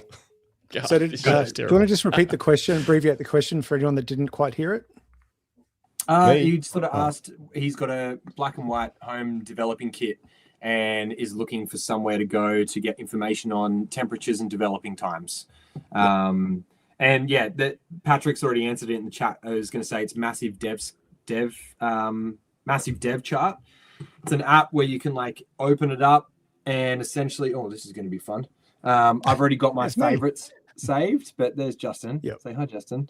And then if you click massive dev down the bottom, you choose the film stock that you want, and then your developing agent, and then what film speed you shot it at, and then it will pop up with developing time, temperature, your stock, and it will run you through a timers through developing, stop, fix, wash, and final rinse. So Wow, you can actually cool. just have that on, hit start, and once you pour your first chemicals in, you just like agitate as it's ticking, and then stop it, and then it will count 3 ticks until your next agitation, and you just keep doing that, and then alarm will ring, and then you pour the chemical out, pull the next one in, hit start. It's a great app. Like there's heaps out there where like every time I've taken temperatures of water, I've been looking up at the back of the film box or like looking up on my chart, and I'm like, I just want something that can like start and stop me, instead of looking at a timer the whole time. So massive dev chart is like the only option. There is more options, but that's the only option that actually is good. There's more options, but that's it. That's the only one you use. Yeah. Awesome. Okay. Where to from here? Should we look at some of Joel's images, or should we save that for the your images section? What order should we do this in? No, we'll leave it for your images. Just a quick comment that dropped into the chat from David Dare Parker. G'day, David. Hope you're well. After years in the darkroom, I'm just getting my sense of taste back now. Well, you're not supposed to drink the chemicals. Yeah. You're supposed to put film in them. Yeah, Wow. I get it. Another comment from David. Tracked down an extraordinary book called Creative Elements by master printer and old friend Eddie Efroms. Cool. Okay, interesting. Might have to look that one up, Joel. Yeah, we'll have to track it down. Yep. Why don't you guys do like a segment on like film gear, like film lenses, and like pretend that you're in the 70s and then go through the dates, and as stuff releases, you can release old gear again. What do the news from the 70s? Yeah. Basically, like on this day in 1972. Yeah, okay. Interesting. It's not a bad idea. Maybe we can put old. Because I got so clothes much on. cool gear over here that does like amazing photos, but it's not autofocus and all these fancy layouts. Well, there's the really news, good but gear. we do want to do the film gear stuff, because that is like, there needs to be more out there, because it seems really hard to find. The other thing I was looking for was like a point and shoot film camera that any of my friends can pick up and shoot with. Yep. That's still decent quality. How much money do you want to spend? I would, anything that, I wouldn't cry too much if it got dropped. So like, let's say ideally sub 500, but if it was 1,000, if it was something that I really enjoyed shoot with, maybe. Okay. Can That's I what show I'm you? thinking. Can I show you my two that I have? And you Yes, have both. Are we going off topic, or are we happy with this? No, let's go. that's I'm going to make topic. you bigger. Let's do show and tell. I love showing off my camera gear. I don't really care about new stuff, but I love all the old shit. But this is my fancy one. So this is the Nikon 35 Ti. It's so pretty. Oh, it's got those things on it. Yeah. Got the dials on the top. I wish my camera was better. I'm so sorry. No, that is. But really, really pretty. And use this for a lot of like just static stuff, because there's like a slight lag in the shutter. So it's not super great for a lot of my wedding stuff, because when I press the button, there's like a second delay. Yep. But static, or like traveling around, having it in your pocket, because it's quite small. I don't know how I'm supposed to show you how small that is. But 35mm lens, 2.8, like amazing. Autofocus, auto winding, does all the stuff for you. But you can also aperture priority too, so you can up the exposure or down the exposure as well. Oh, okay. So, but that's about $1,200. Okay.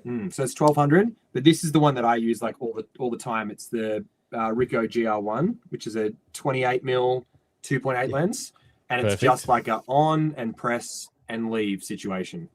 Don't have to do anything. And how hard are they to get? This was kind of hard. I found it like a retro camera market in Sydney for about $600. But well, you know what? If we were in Japan right now, I could take you to some pretty cool cheap camera shops. But no, we're not in Japan right now, are we? He's not sorry, moving Greg. on. I'm sorry, Greg. If we had 100,000 subscribers, we would be there. Yeah. That's Told you. Oh, whatever. But We're yeah, only 98,000 away. But that's a good one. That is a good one. 28mm lens too. I think there is a 35 version as well. But what everyone goes to with point shoots, if you want to spend a lot of money, is the Contax T2, and that's like pretty goated as like the point and shoot. But it is, I think there's a lot of like fancy money on it, because what was it? Kylie Jenner or something had one on the Tonight Show and showed it, and it went off. So then prices like essentially doubled online when that happened. Right. So old cameras become trendy and not trendy. So sometimes you find really good point and shoots in like not trendy eras, or really good cameras in not trendy eras, and they become big, and you make a lot of money. It's quite nice. Well, that's right. You buy them for $30, and then 5 years later they're 1,500. Yeah. If you get the right one, obviously. But there's heaps here. People have mentioned heaps of good ones. Lucinda says the Canon AF35 Auto Boy. I've seen that recommended quite a bit. It's got a bit of is it an 80s kind of retro vibe, like an 80s, sort of like red and black with this little pop-up plastic flash. It's really cool. Yeah.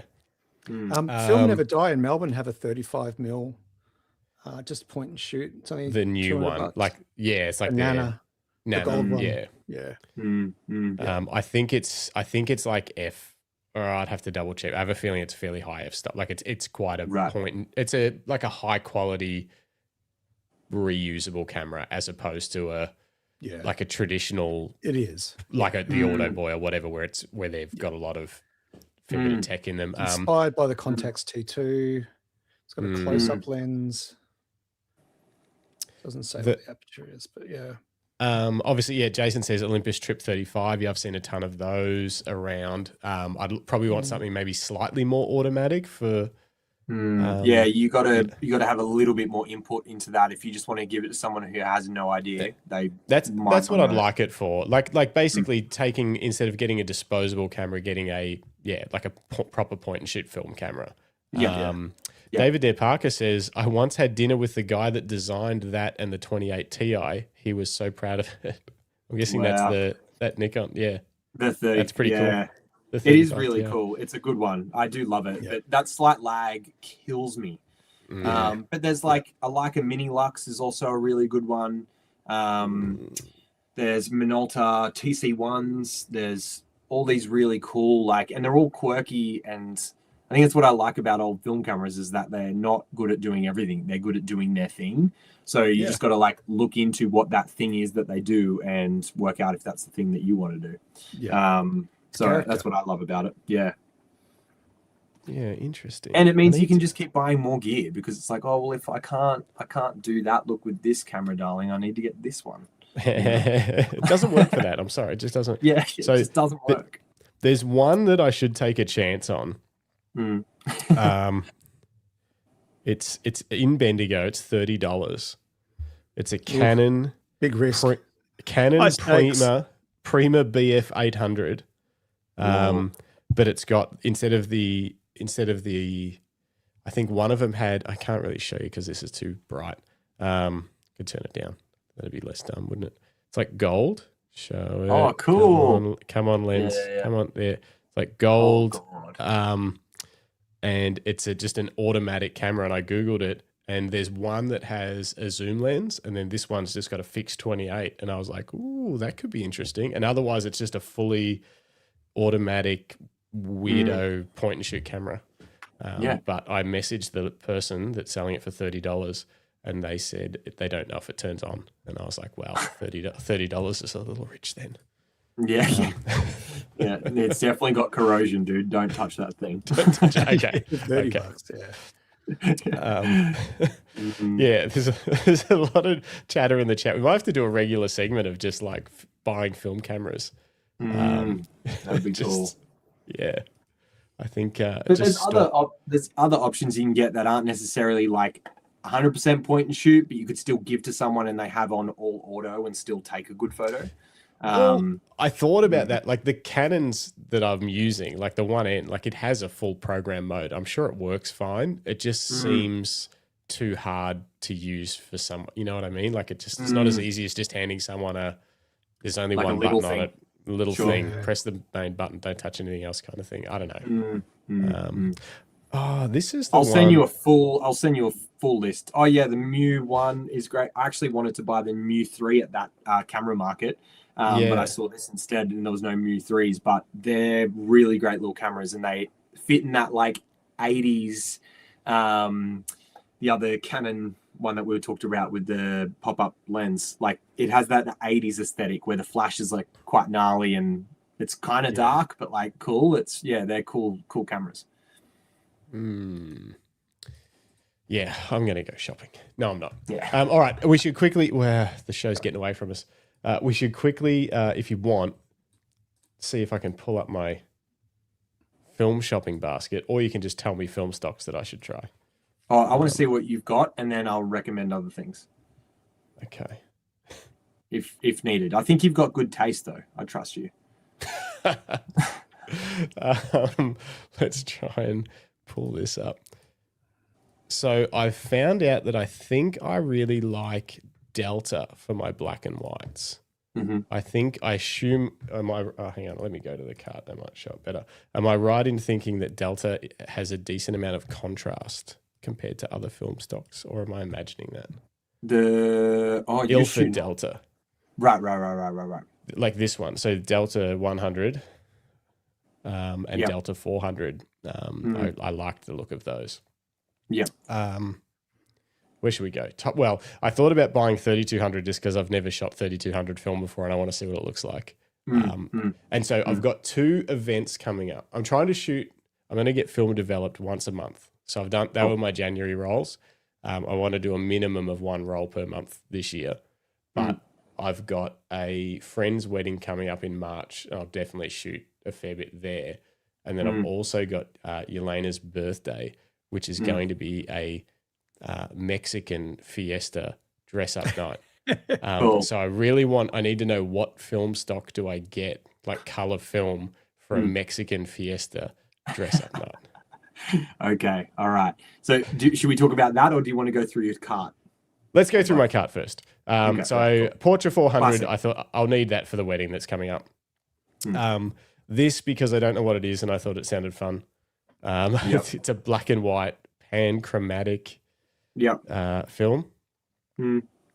Delta 100 because I liked it. Delta 3200 because I've never shot 3200 film. Cinestill 800T because I want to shoot some service stations at nighttime and then go viral.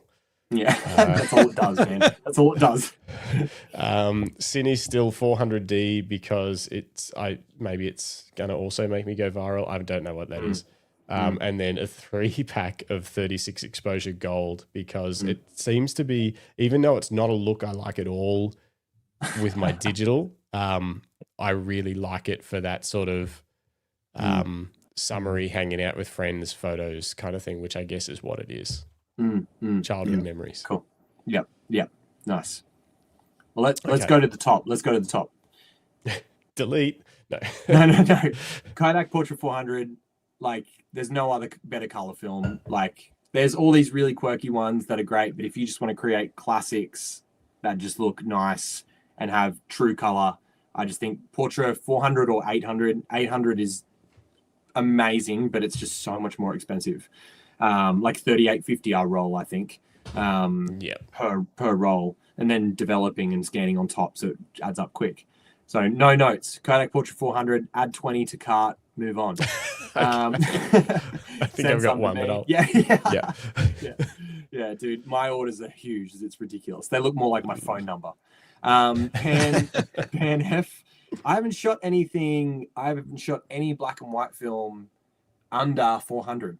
If I've ever wanted to shoot under that, I've always pulled the film instead of buying low film, because I just find that like I love shooting quite low apertures. Like f8 is my 8 to 11 is my sweet spot, and if I'm doing 50 or 100, most of the time you're shooting quite shallow and it's really hard to be fast.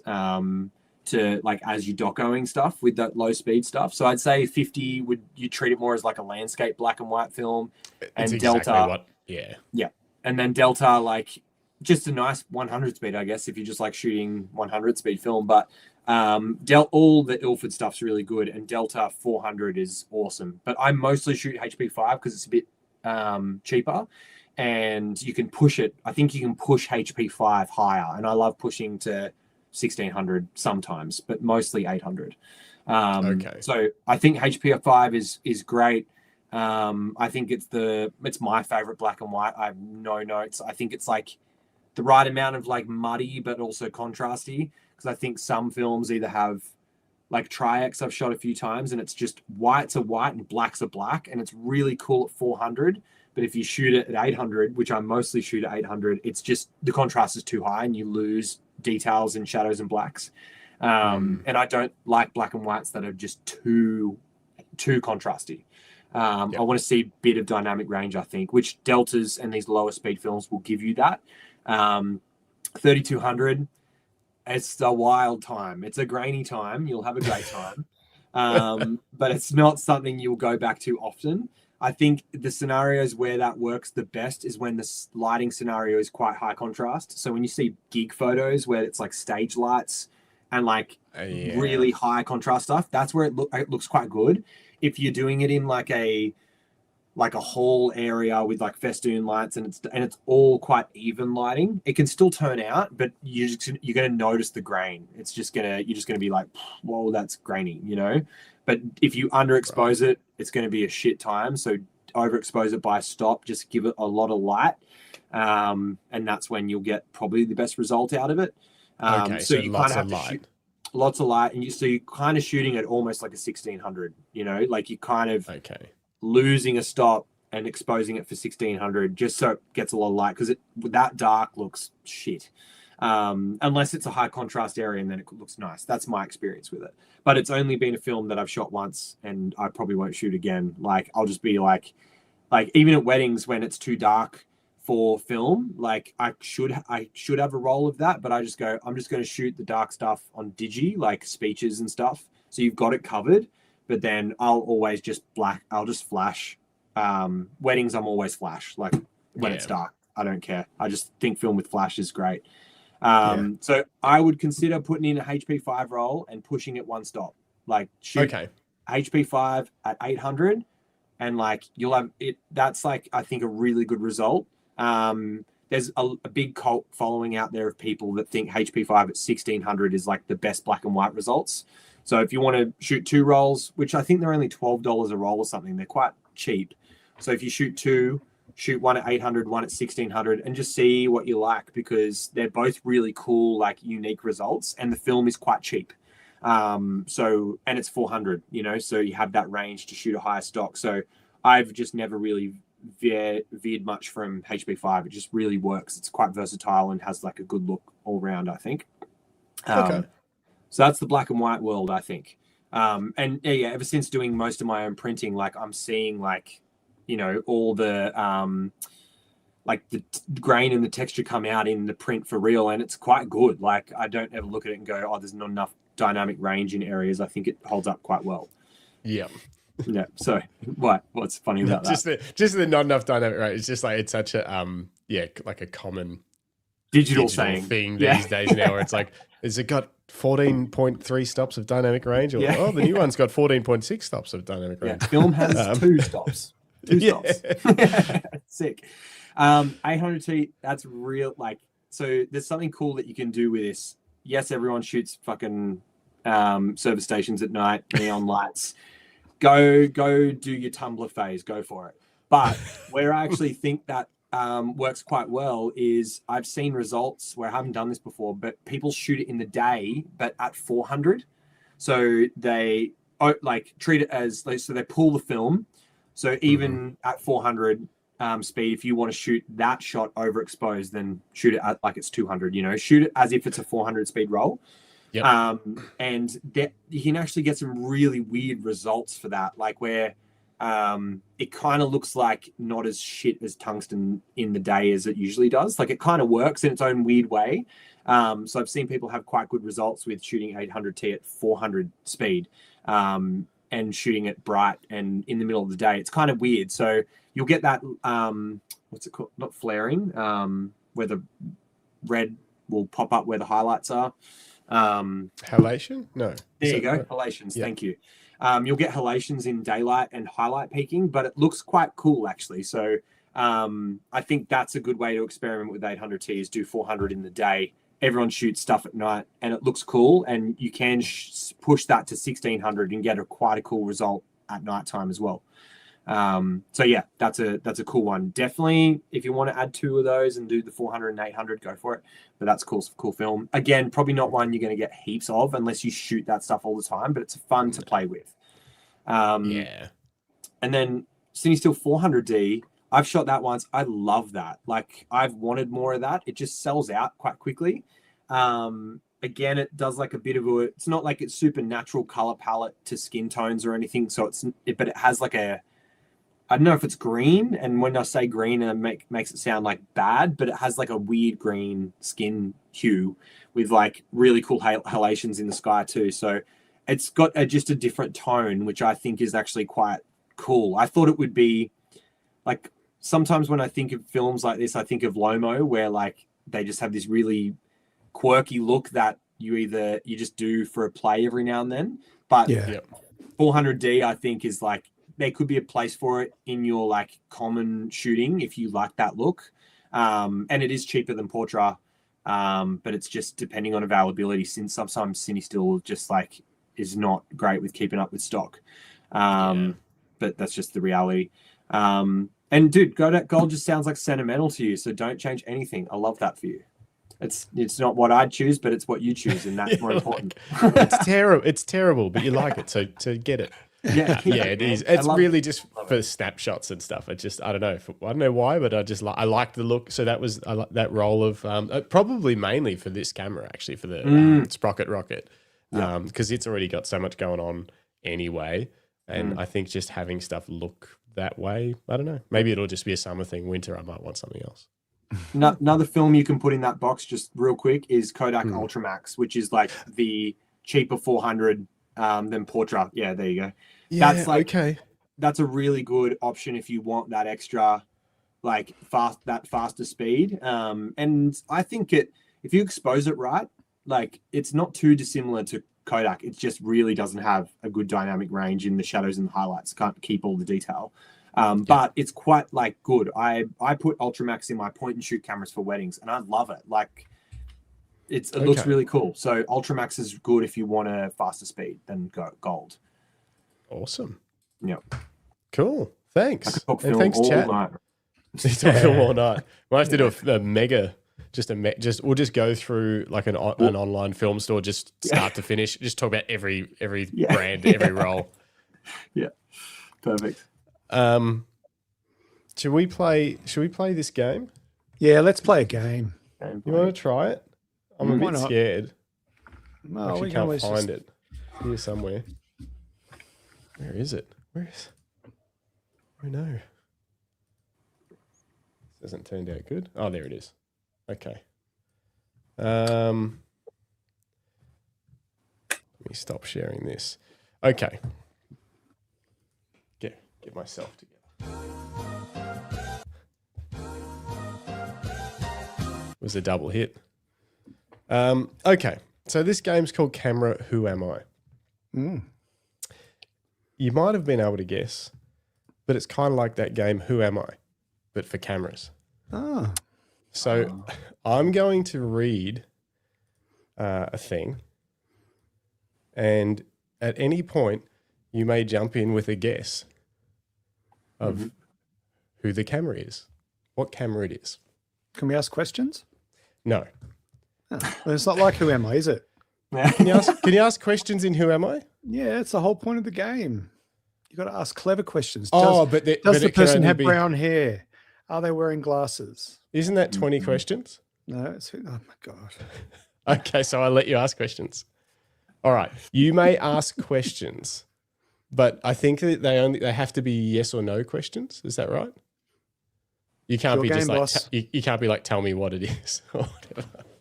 Yeah. Let's yes or no. Let's go. Or is it digital? No. I'm telling you, that's 20 questions. That's 20 questions. You'll get this once I start. All right, trust me. So the idea is to guess the camera. Okay. If you jump in and guess, you won't be able to have another guess until I reset the guesses. So you can't just constantly fire things at me. So think carefully about your guesses. Right. All right. You guess along too in the chat. Oh dear, they're coming out. We'll see what happens. Okay, here we go. I arrived in the mid-1970s when photography was evolving rapidly and technology was racing toward automation. I chose not to participate in that race. I was at Leica M6. No. While others experimented with electronics and convenience, I remained committed to a simpler philosophy. If the human presses the button, the human makes the decisions. I've been the cause of many furrowed brows, careful light readings, and the occasional whispered plea to the exposure gods. I don't require electricity to make photographs, though I will accept a small battery if you'd like a second opinion. My construction was once proudly metal, built to survive decades of use, travel, and the occasional regrettable drop. No guesses yet, Greg? No, there's a couple of people in the chat that have said it too. Polaroid? Is it a Polaroid? It is not a Polaroid. Mm. Does this mean we can guess again if both of us has guessed our first guess? Okay. You may guess again, Joel. Okay. Is it a Nikon F3? It is not. Oh, You may now not guess until Greg guesses again. Over time, I quietly relocated my manufacturing across borders, yet my reputation for reliability followed me wherever I was assembled. I remained in production for more than 20 years, a lifespan that would outlast most modern digital cameras several times over. I watched entire product lineages rise and fall while I stayed exactly the same. I can't I've think of been anything. in the hands of countless beginners, hobbyists, and purists alike. Oh, Pentax K1000? Yes. that's the one. It's As soon as you Gosh. said hobbyists and beginners, I went, oh, everyone starts with the Pentax K1000. Yeah. I got to, so who, LTK had it back here. I should have told you couldn't look at the chat either, but it's the first time we've played this game. Mm. I think I can make it better. Oh, I'm sure you I can. make it better. The guesses were, you almost made it to the end. You know what the last clue was? What? I'm the most mentioned first camera I owned on the Camera Life podcast. Yeah. It's very true. Dennis says go again. I'll go again for a better one. I wanted to, so I might do this a few times, and we'll do digitals and everything. It could get fun with digitals, but I was like, we need something classic if Joel's on here. Yeah. And I was like, and it's not going to be a Leica. No, that was good though. You gave some good hints. Yeah, well, it's a work in progress. What do you think, chat? Do we do it again, or is that horrendous? Let's go on to look at some images, I guess. Yeah. Let's do your image review. Let's do your image review. Now, if I can find them, we should start with some of Joel's images before we forget. Where are they? I had them here. Dun, dun, dun.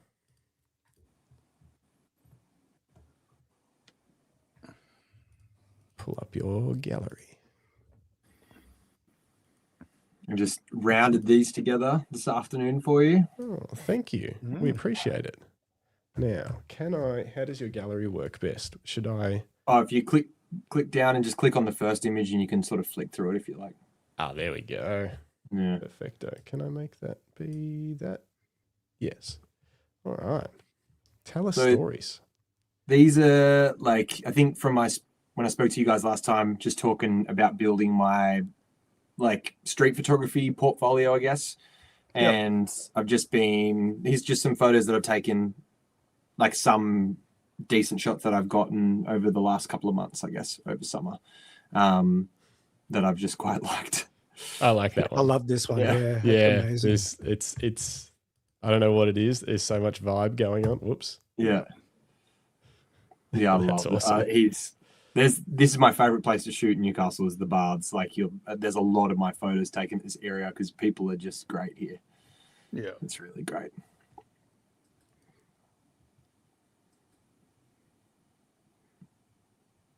Yeah, these are awesome. Yeah.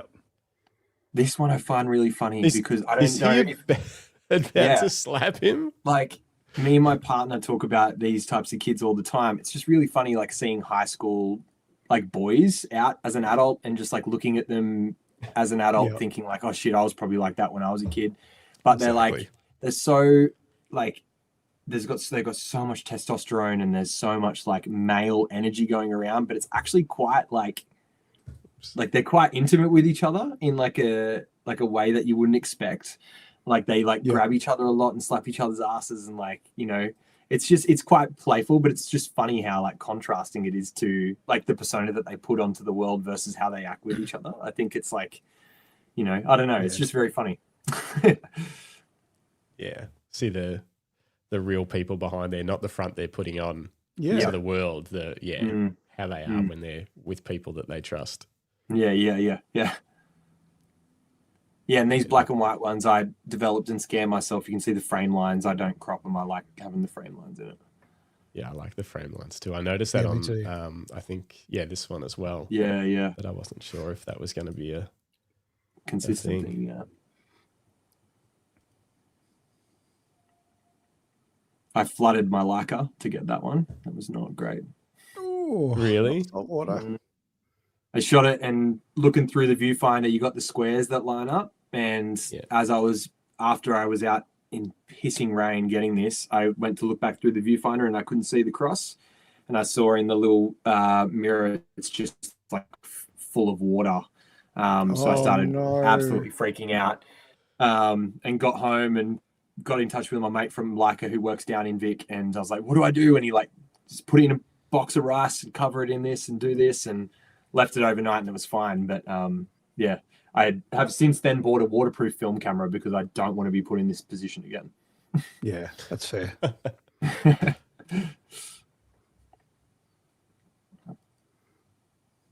I love this one. I love just old people. They're my favorite. Old people at the beach. It's just my favorite. And classic beach stuff too. You know, like like this. Someone come up with that idea. Like, we'll build 4 tables and we'll just separate them by these bricks and it'll be awesome. Oh, it's so dumb.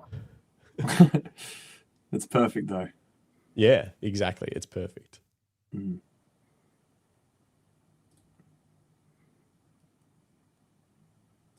That's cool. Yeah, and I want to do this project. Actually, I've started banking ideas for it. Is like trying to approach old people to photograph their skin. I know that sounds really strange, but there's like something in like the texture and the stories that like a body can tell that have lived a full life, and the colors and the textures and like the weird things on it. I just find it really like beautiful. Like, so I think that's my obsession with like just photographing old people, and they just have this like persona where they just don't care. They don't give a shit.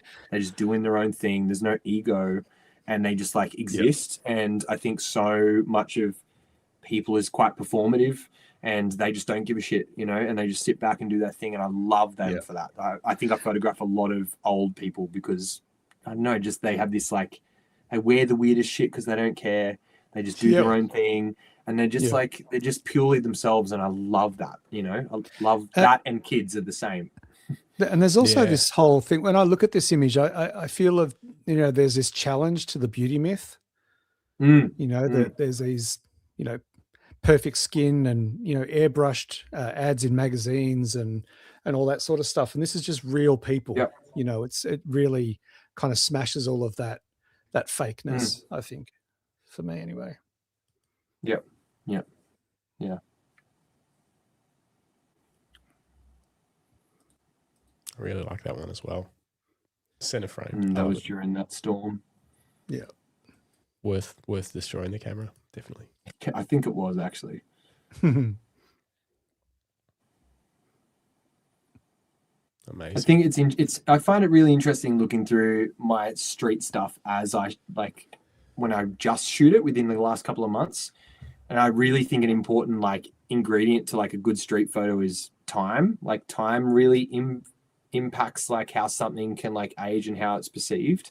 So like things like looking at something like this and looking at the girl's Crocs with gibbets on it, like you know, like we don't flinch at that now, but like it's going to be interesting in like 10 to 20 years time, like, what people are wearing, and they're going to look back and go, oh my god, those Crocs were gross, or are they still cool? Like you know, I find it really interesting. Like a lot of the stuff that I sort of document, I like to think my composition's like decent. That's kind of the way I like to do it. It's either interesting people or good composition, but the stuff in the good composition ones, they're like nothing really that special a lot of the time, but I'm really curious to see the life that it lives like as time goes on. Like I think another one is electric bikes everywhere. You know, Yeah. that there's you don't see analog bikes anymore. You know, it's just like it's all electric bikes. But I wonder how that will age. You know, it's interesting. I tell you, the phones is going to age. The looking down at your phone at every point, everywhere within public, like phone, line, train, always walking across the road. That is at some point when we have our smart glasses. They're coming. That won't be a thing anymore. You won't see everyone looking down like this. So the photos of that now, it's all photos now, but that will become a thing that when you look back in 50 years, that will be a timestamp of right now or the last decade, you know. I find that really interesting, but it's also same sort of thing to same sort of approach was like cigarettes. Like cigarettes, when they came out, everyone was it was good for you and it was marketed and it was like kind of cool. And there was so many photos in old street photography books, like from Fred Herzog and Stephen Shaw, where they're photographing like these huge billboards for like cigarette ads. And it's like cool if you use this one, or it's like sexy if you use this one, you know? And it's like now we've grown to understand like the impact of cigarettes in our life. And they exist very differently now in the world than what they did back then. And I think phones will have the same thing because like they're useful and they're a tool, but there's so much like mental health implications that have come through with like short form video.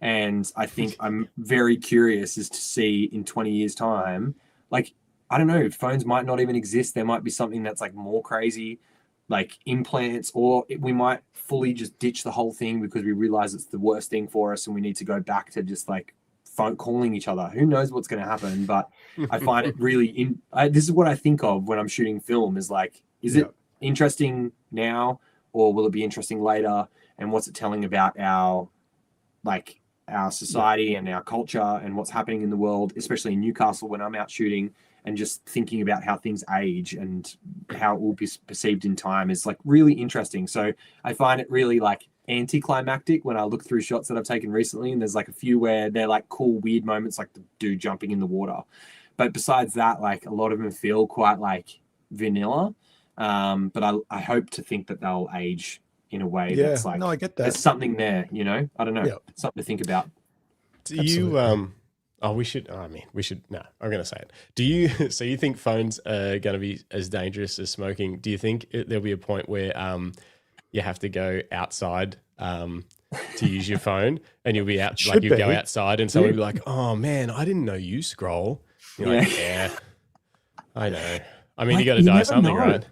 You never know. Like, I don't know if you've seen Black Mirror episodes, but there's so many of those that feel surprisingly like real to like what's happening in the world, and the outcomes are so like outrageous. But like, I don't know, Trump, you know, there's crazy shit happening. So who knows? Like, who really knows what's going to happen? Like, you say that as a joke, but it like actually could be the outcome.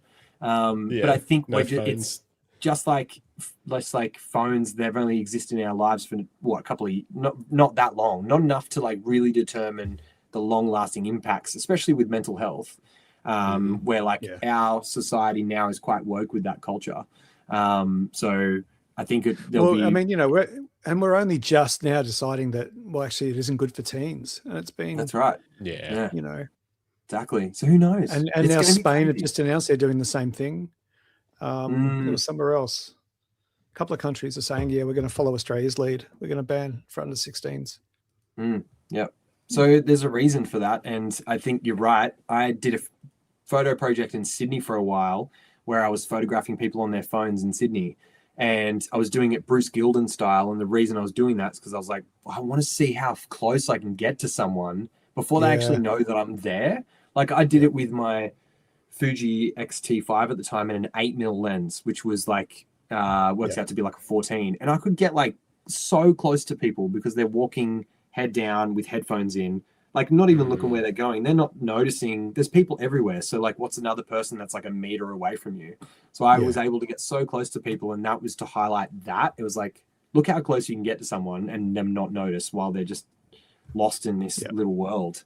So I think you're right, Justin. I think that'll be a really crazy thing for photographers to, I don't know, in 20 years time, there might be like full phone album photo books, you know, and it's like it's about here's what people missed. You know, I remember taking photos of people that beautiful lookouts just sitting on their phone. I'm like, what are you doing? Like, it's gonna look crazy. Now? It's gonna look crazy in 50 years. I think we look crazy. Yeah.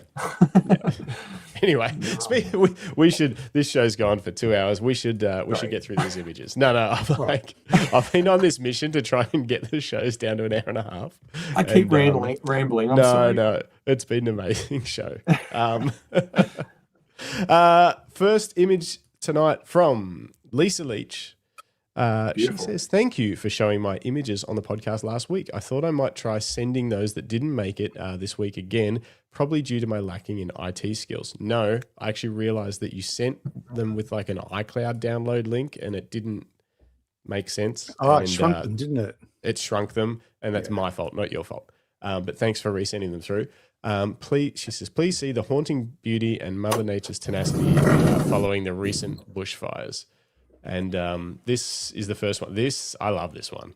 Out of the three, I think it's been cropped a tiny bit by our strange window. Why is it doing that? Let's move us over here. Anyway, the awesome composition and the light. It's just great comp. Yeah, that one is beautiful. And then we also have. Oh, that's better. That's a cool one. Oh, you like it better? Yeah, I like that one better. I like the other one better. I don't know why. It's just. I think it's just that I'm a sucker for a lonely tree. I think. But yeah. Yeah, I like it. I really love that. Just go back to that previous one with the trees. I love the complexity of this because it's almost like a double exposure. You've got a horizon line and then you've got the ridge line at the back or the tree line in the background, and then the foreground, and that's all horizontal kind of lines, and then the foreground is all vertical lines, and it really draws you back and forward through the frame because of that what is it called, a juxtaposition of elements. Yeah, it's a great one. Yeah, I love it. Feels like you're in it too. Yeah. Oh, wow. Yeah, this one's great too. I think that because it sort of drifts off in like a sort of drifts off up to the tree in the center of the ridge line. There's kind of a bit of a patch of lighter ground in front of it, and it just kind of draws me in from the front all the way up to the back there. Yeah. Yeah. The light leads you up there too. It's pretty. Yeah. I wrote down, Lisa, that I was going to be ruthless on everyone's images tonight, but I've got nothing. Sorry. We'll see who's next. Well, it was Bruce that inspired me. You'll see when he wrote his images. But yeah, I've got no notes, as Joel would say. No notes. Yeah, no notes. No notes. Great work. Coming up next, the film photographer himself, David Mascaro. Just more street portraits with the Nikon F2AS and HP5. Nice. Been without my beloved SP rangefinder for a few weeks. It's getting a CLA. I'll have it back on Tuesday. It's my favorite street camera. And you talk about being romantic. Quick story on the bald-headed guy. I think that is this one. Yes. Quick story on the bald-headed guy with the tat on his face. I saw him as I pulled up to a bar to meet a friend, and he had one leg up on a fire hydrant, light perfectly on him. As intimidating as he looked, I asked if I could take his portrait. Super nice guy with a history of being part of a white supremacy group. Turned out to be the bartender, and he told me his story. In a nutshell, he said you can never really leave these groups, but he doesn't feel the same way anymore. He's been following my work now for a couple of years. Moral of the story, don't judge a book by its cover and just say hi. Have a great show, guys. Very cool. Yeah. The balls to approach someone like that is great. Like, he's not your traditional character, and most people wouldn't ask. So no, it's easy just to be like, yeah. Have you ever seen David shots before on any of the shows? No, these are fantastic. Yeah, he shoots street photography in San Francisco, mainly on film, but a little bit of digital as well. He's a Nikon man. And This is so good. yeah, These are fantastic. We would have seen, how many street portraits do you reckon we would have seen, Greg? Like From David? Like Probably 100, close to 100. 150 Yeah. like this in color and black and white. Yeah. Does he always ask? Ask Yeah, what? he always has a conversation, he says. Yeah, yes. Yeah, he doesn't. He's shot. I think he sent in 1 week. He sent some more candid ones, but he said even the candids, he'll often talk to them afterwards. Right. I think Okay. what he said. Yeah, but yeah. So, he actually. Sorry, there was one more note on the email. Just a quick comment. If anytime you see someone who looks familiar from a previous week, it's because I sometimes take one digital. But usually more than one digital, but usually only 2 film clicks. Digital, so I can send them something that day, and then no more than 2 clicks on film. You don't want them to feel like they've agreed to a photo session. Okay, bye. Yeah, that's fair. Good point. Yeah, very fair point. Great images. Yes, great images. Tweak Productions, Jamie. Oh, Here are some of my macro shots from a natural beehive in Queen's Park in Toowoomba's Botanical Gardens. I have tons of photos of bees as they're easy macro fodder and easy to find. I did a small hole in the wall gallery of my macro photos in Toowoomba and joked with the curator that one day I'm going to do a gallery of just bee photos and call it Not Another Fucking Bee Photo and launch it on International Bee Day. Haven't done it yet, but maybe in the future. yeah, why not? Also had to invest in a telephoto lens, EF 100 to 400 L Mark II, to get some of these shots. I was using had to. Well, I was using my Canon 100mm macro, and I had to get too close to the bees. Fair. And I would hit the back of my head getting into the hive. But I've never been stung, luckily. So, yeah, very Wow. cool. Very cool. They're fun, aren't they? They're amazing. Yeah, it's interesting. I never thought of shooting a hive. Sounds dangerous. But yeah, easy way to get a ton of different bee shots. Very unique. Yeah. The color is cool too, like the bees on the wood. That sort of orangey, yeah. Cool. Okay. Cool. Nice. Let's see what Greg Carrick's got for us. What do we got? Greg says, here's 2 Astro images taken with my Fujifilm X-T2 and Tokina 11 to 16mm lens. Nikon mount with adapter. Of course, you couldn't have anything that's just made to go on the camera. It adapts everything to everything. 20 seconds, f3.5, ISO 800 and 2000, Mount Burnett Observatory over Emerald. Yeah, they're great, aren't they? I love the satellite lines. You like the lines? I don't like the lines. They bug me. But they're always there now. It's hard to get one without them. I don't know. Oh, yeah, this one's got one too, down near the cattle grid. Down the bottom, yeah. Yeah, I thought he might have snuck one without one on this one, but yeah. They're just so, you can't, it's so hard now to get a sky without a satellite. Yeah. Very tricky. You know what we found out the other day? How many satellites do you think are currently active orbiting the Earth? And how many of them belong to Starlink? I'm going to hazard a guess at 10,000, with 70% being Starlink. Joel? I was going to say much lower than that. So either I'm going to be humiliated or Greg has grossly overestimated. But I'd say 600 and say 400 of them. Greg was very, very close. Bruce has actually got it here, 15,000-ish. Wow. But Greg was very, very close also on the fact that, 60 to 70% of them are Starlink, which blew me away. What's interesting about the Starlink ones is their low Earth orbit. So as they decommission, they actually just burn up into nothing. Yep. So they don't become space junk. Whereas I was under the impression there was this big issue with Starlink about there's just going to end up being just space junk everywhere. But it's only the further outer orbit ones that need to be like moved off course or something. Someone smarter than me could explain. But apparently the low Earth orbit ones aren't as much of an issue because eventually they just fall and burn up. Yeah. Because I think they just celebrated their 600th launch of for Elon Musk's, I don't know, what's his company called? The rocket company. SpaceX. They've just had their 600 launch. Wow. Which is crazy when you think about it. I mean, it took NASA, decades to get to that.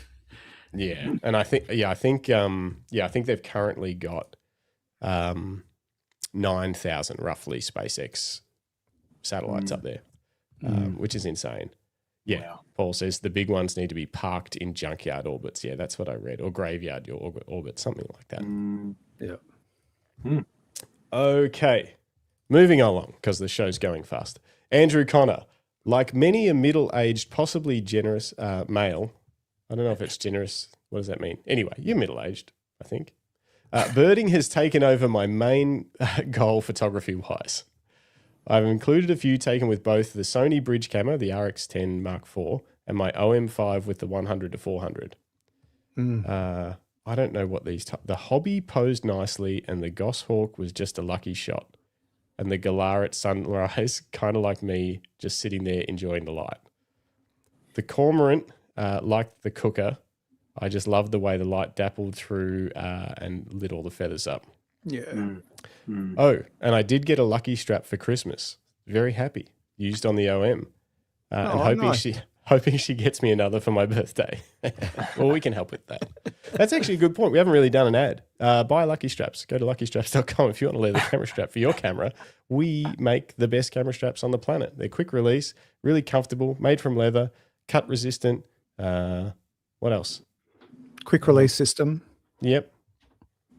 And we can customize them. You can you can put your name on emboss them. that leather with a whole bunch of different stuff. Make it your own. Connect to your craft today. Yeah. Anyway, back to the show. You're getting your bird on. Oh, there's the kookaburra. That's a good getting your one. bird on. I think if I had to pick, I like that. I like this. Yeah. Is that another bird down the bottom? I think it is. Yeah, on the trunk. On the trunk, yeah. I think so. Jason says the OM 100 to 400 is great value for birding and other things. Yeah, that is the benefit of the OM system. Lightweight, lots of reach. Get in on those birds. Okay, it's not something when I'm up the river, the birds are interesting, but it's not something that's really got me yet. Now, maybe there is an age where it turns and you go birding. Say, you're not quite there yet. And I don't have a beard, so you can't even grow a beard yet. Can't bird without a beard. That's right. All right, we better keep this. We better keep this rolling. Now, here we go. These are from Phil Thompson. If you're still reviewing viewers' shots during Monday night shows and it's not too late, I'd like to submit these two from this morning's sunrise at Torquay Surf Beach. These were captured at 6:34 and 7:03 a.m. Pentax K1 Mark II, Pentax 15 to 30 wide angle. Shutter speeds are 2.5 seconds and a 15th of a second. Apertures f18 and f14. ISO 100 for both shots. I also have a Wonder Panner 0.9 gradual ND filter on the front of the lens for both shots, which I'll usually use for my landscape and weather shots. Oh, look. These are like explosions of cloud with reflections, top and bottom. Yeah, nice work on. Must have been stoked to see those clouds in the morning. Yeah. You got to be out there to get it. You walk down and you see the clouds and you go, oh, yes, today's a good day. Yeah, they're just beautiful. Nuts. It's like this. Yeah, it's just been turned on for you. Point the camera and just That's it. enjoy. Yeah, have fun. They're amazing. Well done. Yeah, these are epic. I think I prefer this one with the beautiful pinky purpley hues and it changes to blue. I love that. Yeah, me too. Phil Print it, Thompson frame also print it, frame it. Yep. Phil Thompson also goes on to say, also, I have my Lucky Straps wrist strap attached to that camera. This is like, I didn't tell anyone to say this, by the way. These are just emails that come in. I have my Lucky Straps wrist strap attached to the camera, so when the camera is not on the tripod for the longer shot, the strap was around my wrist for the other shots this morning. Once again, thanks, Justin, for both the wrist strap and the standard 53, as that one is on the other camera for the long lenses. Well, you're welcome, Phil. You are welcome. And thanks for that plug. We really appreciate it because I always forget to promote this stuff on our podcast. Yeah. Okay. John Pickett took these at the Bathurst 12-hour this weekend. First photo, I tried to stylize this one a bit to suit the anime theme. Shot on an R3 7200 2.8 Mark II at a 50th of a second. Second photo was 1/25th of a second with the same gear. Great weekend away. Tried to use this event to experiment. Still have heaps of photos to go through. I bet you do. Yeah. Crisp at 1/25th. Yeah. Good that tracking. one is sharp.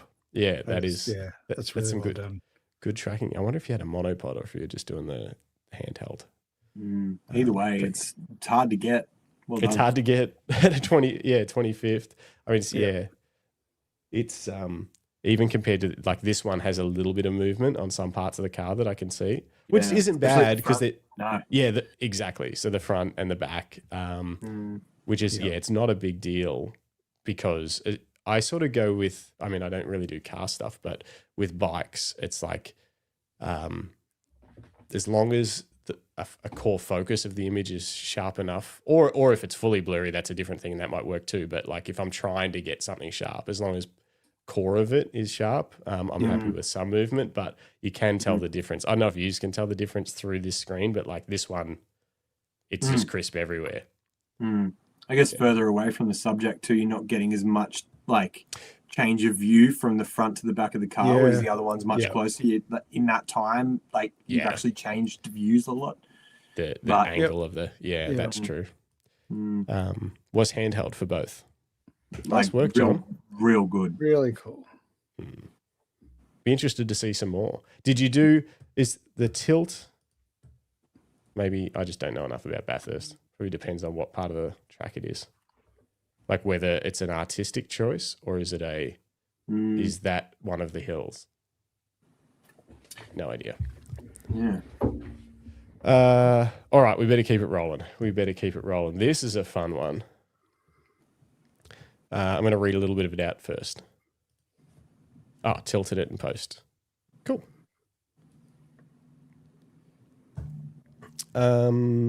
Bruce Moyle.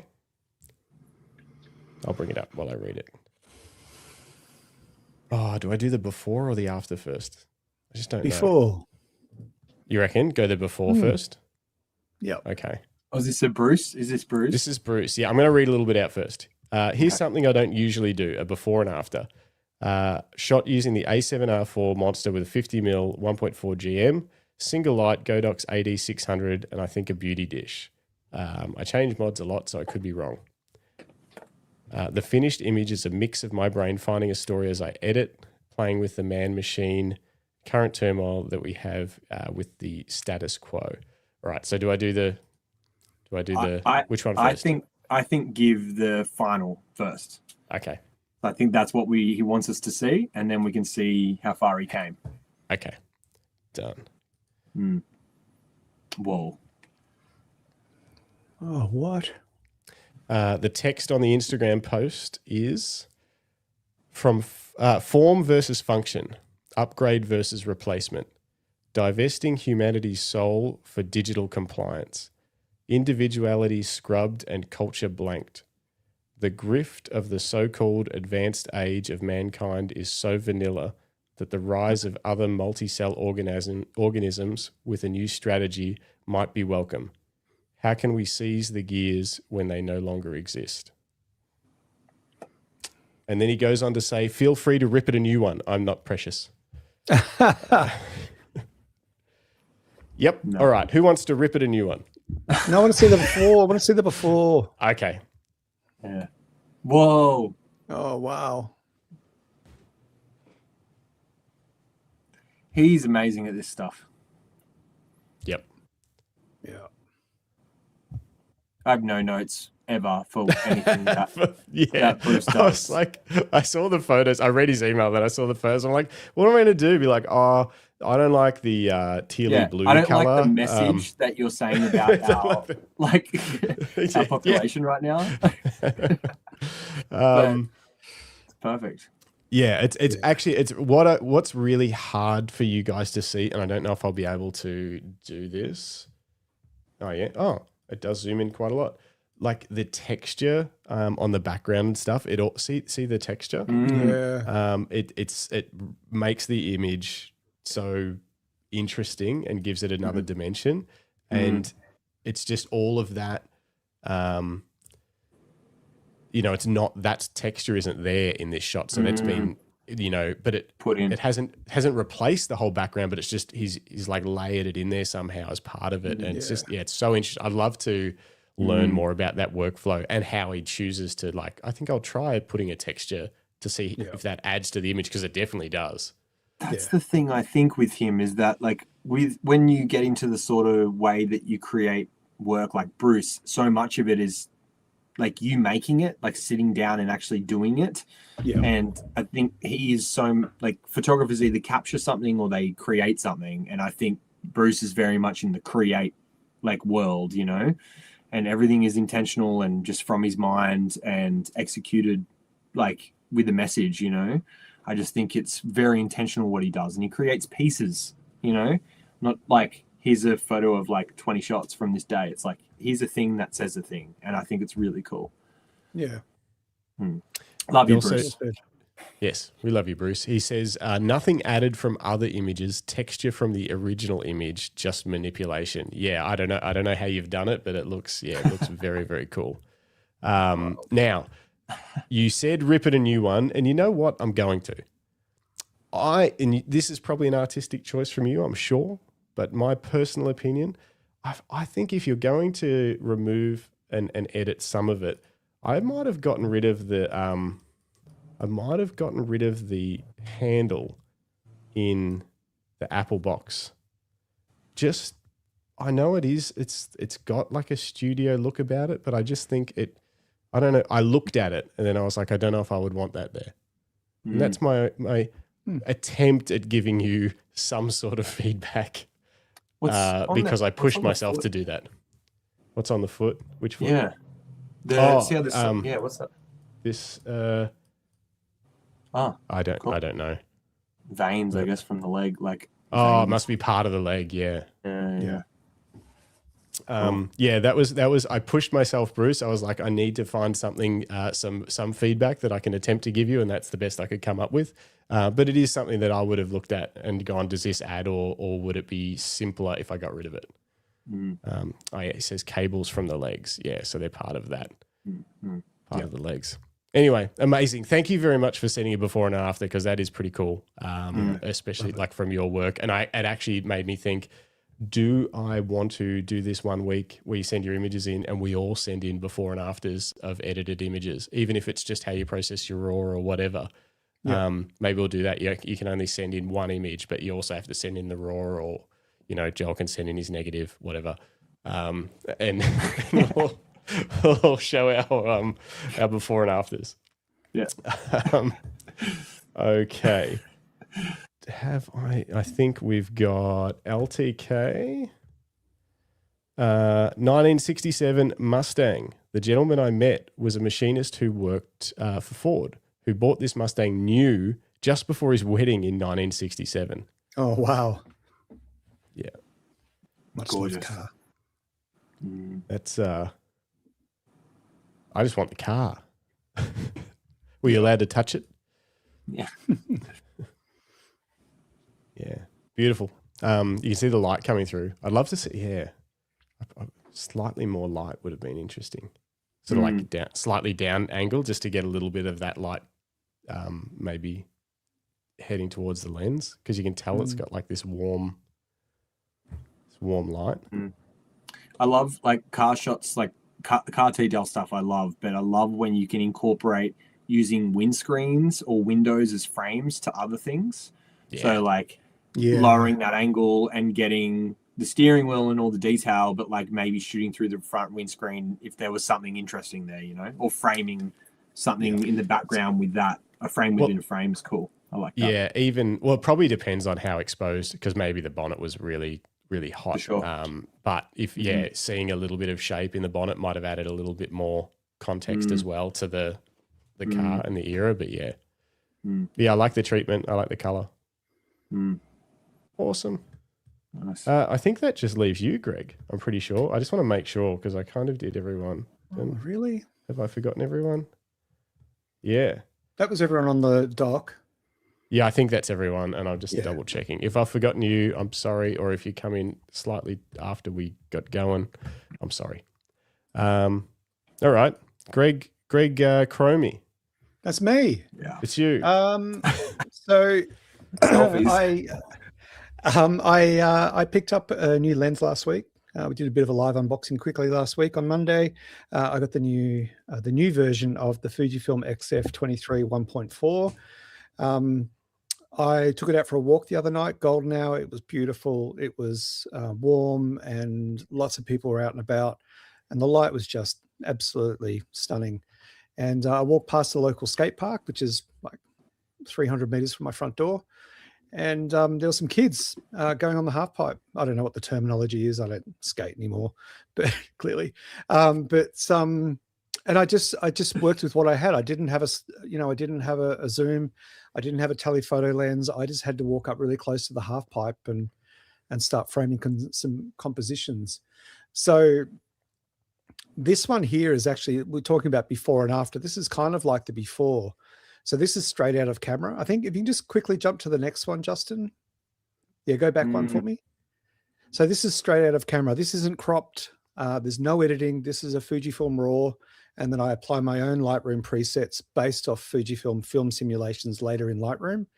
But this lens has just blown me away. The quality of the images and the sharpness and the detail, combined with my new camera and Fujifilm's color science, I'm more than happy with.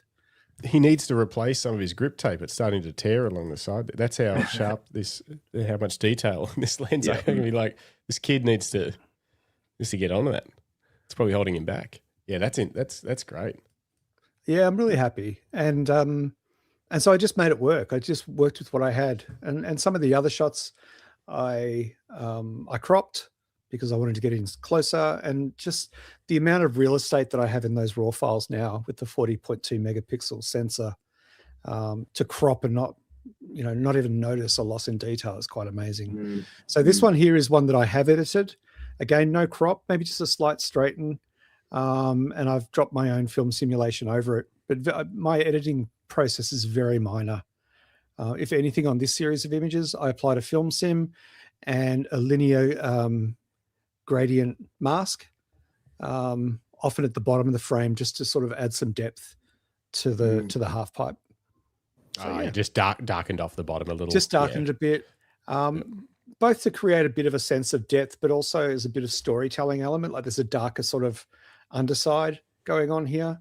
You know, he's up in the light where it's bright. You can see the dappled sun on the top of the ramp, but given the time of day, the sun was dropping and the lower side was falling into deeper and deeper shadow. And so I just wanted to exacerbate that a bit. Yeah. So yeah. Cool. And it was just so much fun. And again, remember how, Justin, when we were at BFOP and we did and Joel, you were there, we did what was the night where with all the lights, the light up, and we went into that sort of underneath the stage 4 room. Photograph. And I said that was the first time I'd ever felt really confident shooting in ultra low light with that new camera. And again here with that camera, same camera, the XE5, and this new lens, I felt so incredibly confident and capable. And I know that gear isn't everything, and obviously I've invested years and years and years in refining my craft, where I'm at a point where gear does help.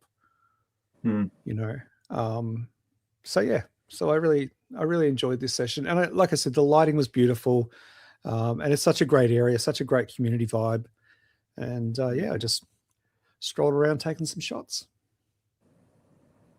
Very cool. Yeah, this scene setter is great. Love this. Love this it. one. Love it. I don't know. I was trying to work out what trick he was doing, but other than that, the arm up in the air combined with these guys just chilling over there, it's yeah, and the layers of buildings in the background really caught my eye. And how different the style is. Like you got the like very skate park suitable old spray paint. Then right behind it, you've got Where We're Heading. You know, like no character vanilla, little boxes. Which is which is what Bruce has touched on in his earlier photo. But yeah, I love that composition. It's a great scene setter. Yeah, thanks, man. And I think out of all of them, I think this. I mean, in terms of when it comes to skateboarding, like there's two shots. There's that one and this one that have the most motion. Right. And I think personally, I prefer the clean, like this cleaner shot than this one that's got the different layers and stuff. But either could be. It's more of a personal preference thing. Yeah, but no, I'm pretty stoked with the black and white one too. Yeah, I think that one. There's so much movement. You can see every limb separated. Like there's it's at the peak of the trick. Yeah, and these kids are just fearless. You know, this is a metal half pipe, and they're climbing up a staircase, and then a smaller staircase on the top deck to get up onto the launch ramp, which gives them more velocity because it starts higher. It's just in that one corner. And these kids, like there was one kid there, he would have been maybe 11, 10, and he would stack and you know, and he'd look at his dad and his dad go, "You're all right, go again." And he'd pick up his board and go back up the stairs and off he'd go again, you know. Like just arms folded over and he's like, "You're all right." Yeah, like, you know, it's just a flesh wound. But you know, when I look at the photo like this, the other thing I love about these compositions is that you're just seeing these kids are just twisting in midair, yet they somehow manage to land on wheels and you know perform a little trick on the way down. Like it's just phenomenal. I love it. One final thing before we put a bow on this episode. Rick Nelson says it says recover to perform, and it has people chilling and performing. I was like, I like that. I like that little message in there. Nice one. Yeah, nice one. Thanks, mate. Awesome work, Greg. Thanks, that new lens suits you. Yeah, I like it. Very much so. Makes me very happy. Now I want more. No more. You need a film camera. Yeah, get a film camera. Yeah, we got to find you one, Greg. Got to find you a little point and shoot. Greg, your stuff would look so good on film. You just have that look. You have that composition. Thanks, come on. Yeah. What are you doing? Fun. I know it's the money. It's the money, Joel. Granted, I just spent a shitload of money on a new lens, but yeah, it's the money. Fair. Yeah. All right. Before we wrap the show up, so if this is your first time listening and you want to send us an image, email it to justin@luckystraps.com.au before next Monday's show. Otherwise, we go live on Mondays and Thursdays. On this Thursday, we have Richard Grenfell, photography business extraordinaire, deep believer in the fact that you can make money with photography still now in 2026.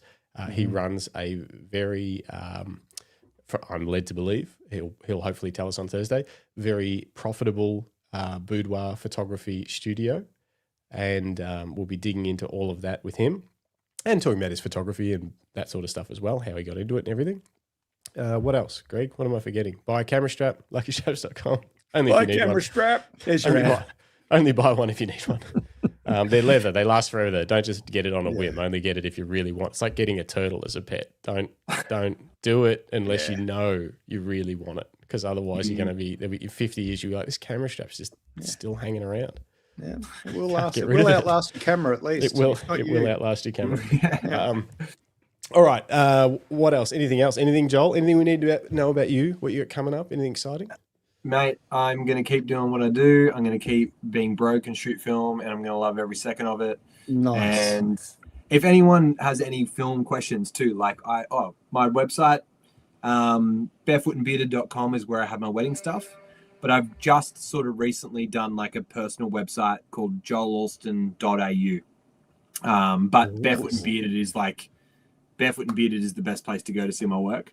But if anyone has any questions about film, like wants to get into it, wants to talk developing, wants to talk cameras or film stocks or anything, like hit me up, because I love talking about this shit and I can do it all night. So keep film alive, please, guys. Keep it alive. Don't let it die.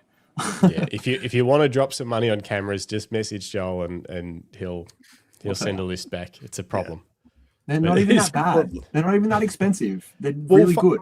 Find me a panoramic camera that is under $5,000. You've got one. That's not this. It's a toy. It is a fun toy though. I can highly recommend anyone, like if you're going to blow $80 or whatever this was on a camera and have fun with it, it is fun. It's Fills a nice super gap. Fun. Exactly. Nice gap. Yeah. Nice. But thanks for having me on. I appreciate it. No, thank you for coming on Joel. anytime. Absolutely. And yeah, we might schedule in at some point a film deep dive or a camera deep dive or something like that. I think we should for sure. That would be fun. That'd be fun. Yeah. Cool. Thanks. All right. Awesome. Well, we're going to play some music. We're going to say goodbye to some people. But just before we do, just a reminder, this is the Camera Life podcast, proudly brought to you by Lucky Straps. Head to luckystraps.com. Use code Greg at the checkout and you'll get yourself a healthy little discount on any Lucky Straps branded products, be it a camera strap, wrist, shoulder, neck strap, a t-shirt, a hoodie, or a belt to hold your pants up. Mm-hmm. Not enough people are holding their pants up these days. It's a real problem. Yeah, it is a problem. Yeah. We might do an episode just about that. But anyway, if you're new here, thank you, Greg Carrick. Give us a like. It helps out a lot. It helps other people know that we're here as well. And think about subscribing. Subscribe, tickle the bell icon. Don't think of it. Don't think about it. Do it. Just subscribe. do it. It's free. I was trying to be nice. Just do it. If you made it this far in the show and you're not subscribed, I have no words for you. I don't understand. Yeah, for sure. But look, on that note, we will say goodbye. Thank you once again, Joel. Always a pleasure to hang out with you and spend time with you. Thank you. BFOP cannot come around fast enough to actually get to spend some time face to face. For sure. But we'd love to get you back in the future. Maybe we'll do another film episode. Whenever you got me. Yeah. All right. Thanks, guys. All right. Well, be safe, everybody, and thanks again. John Pickett, thank you. Tweak Productions, thank you. Bruce Moyle, thanks to the before and after again. It was awesome. Jason, thanks. Lisa Leach, good to see you. Rick Nelson.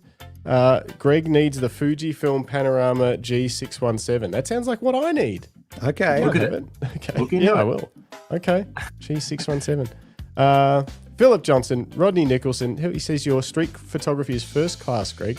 Oh, thanks, old man. Who else we got? Who else was here? Dennis was here. He said, "Gotta fly, guys. Great night. You make it all real. Thank you." Yeah, film's real, digital's real. It's all real when you're with us because we're here live with you. Thanks, everyone. I don't know. There was tons of you here. Phil Thompson, Tweak, everybody. We'll catch you guys on the next one. See you, everyone. Be safe.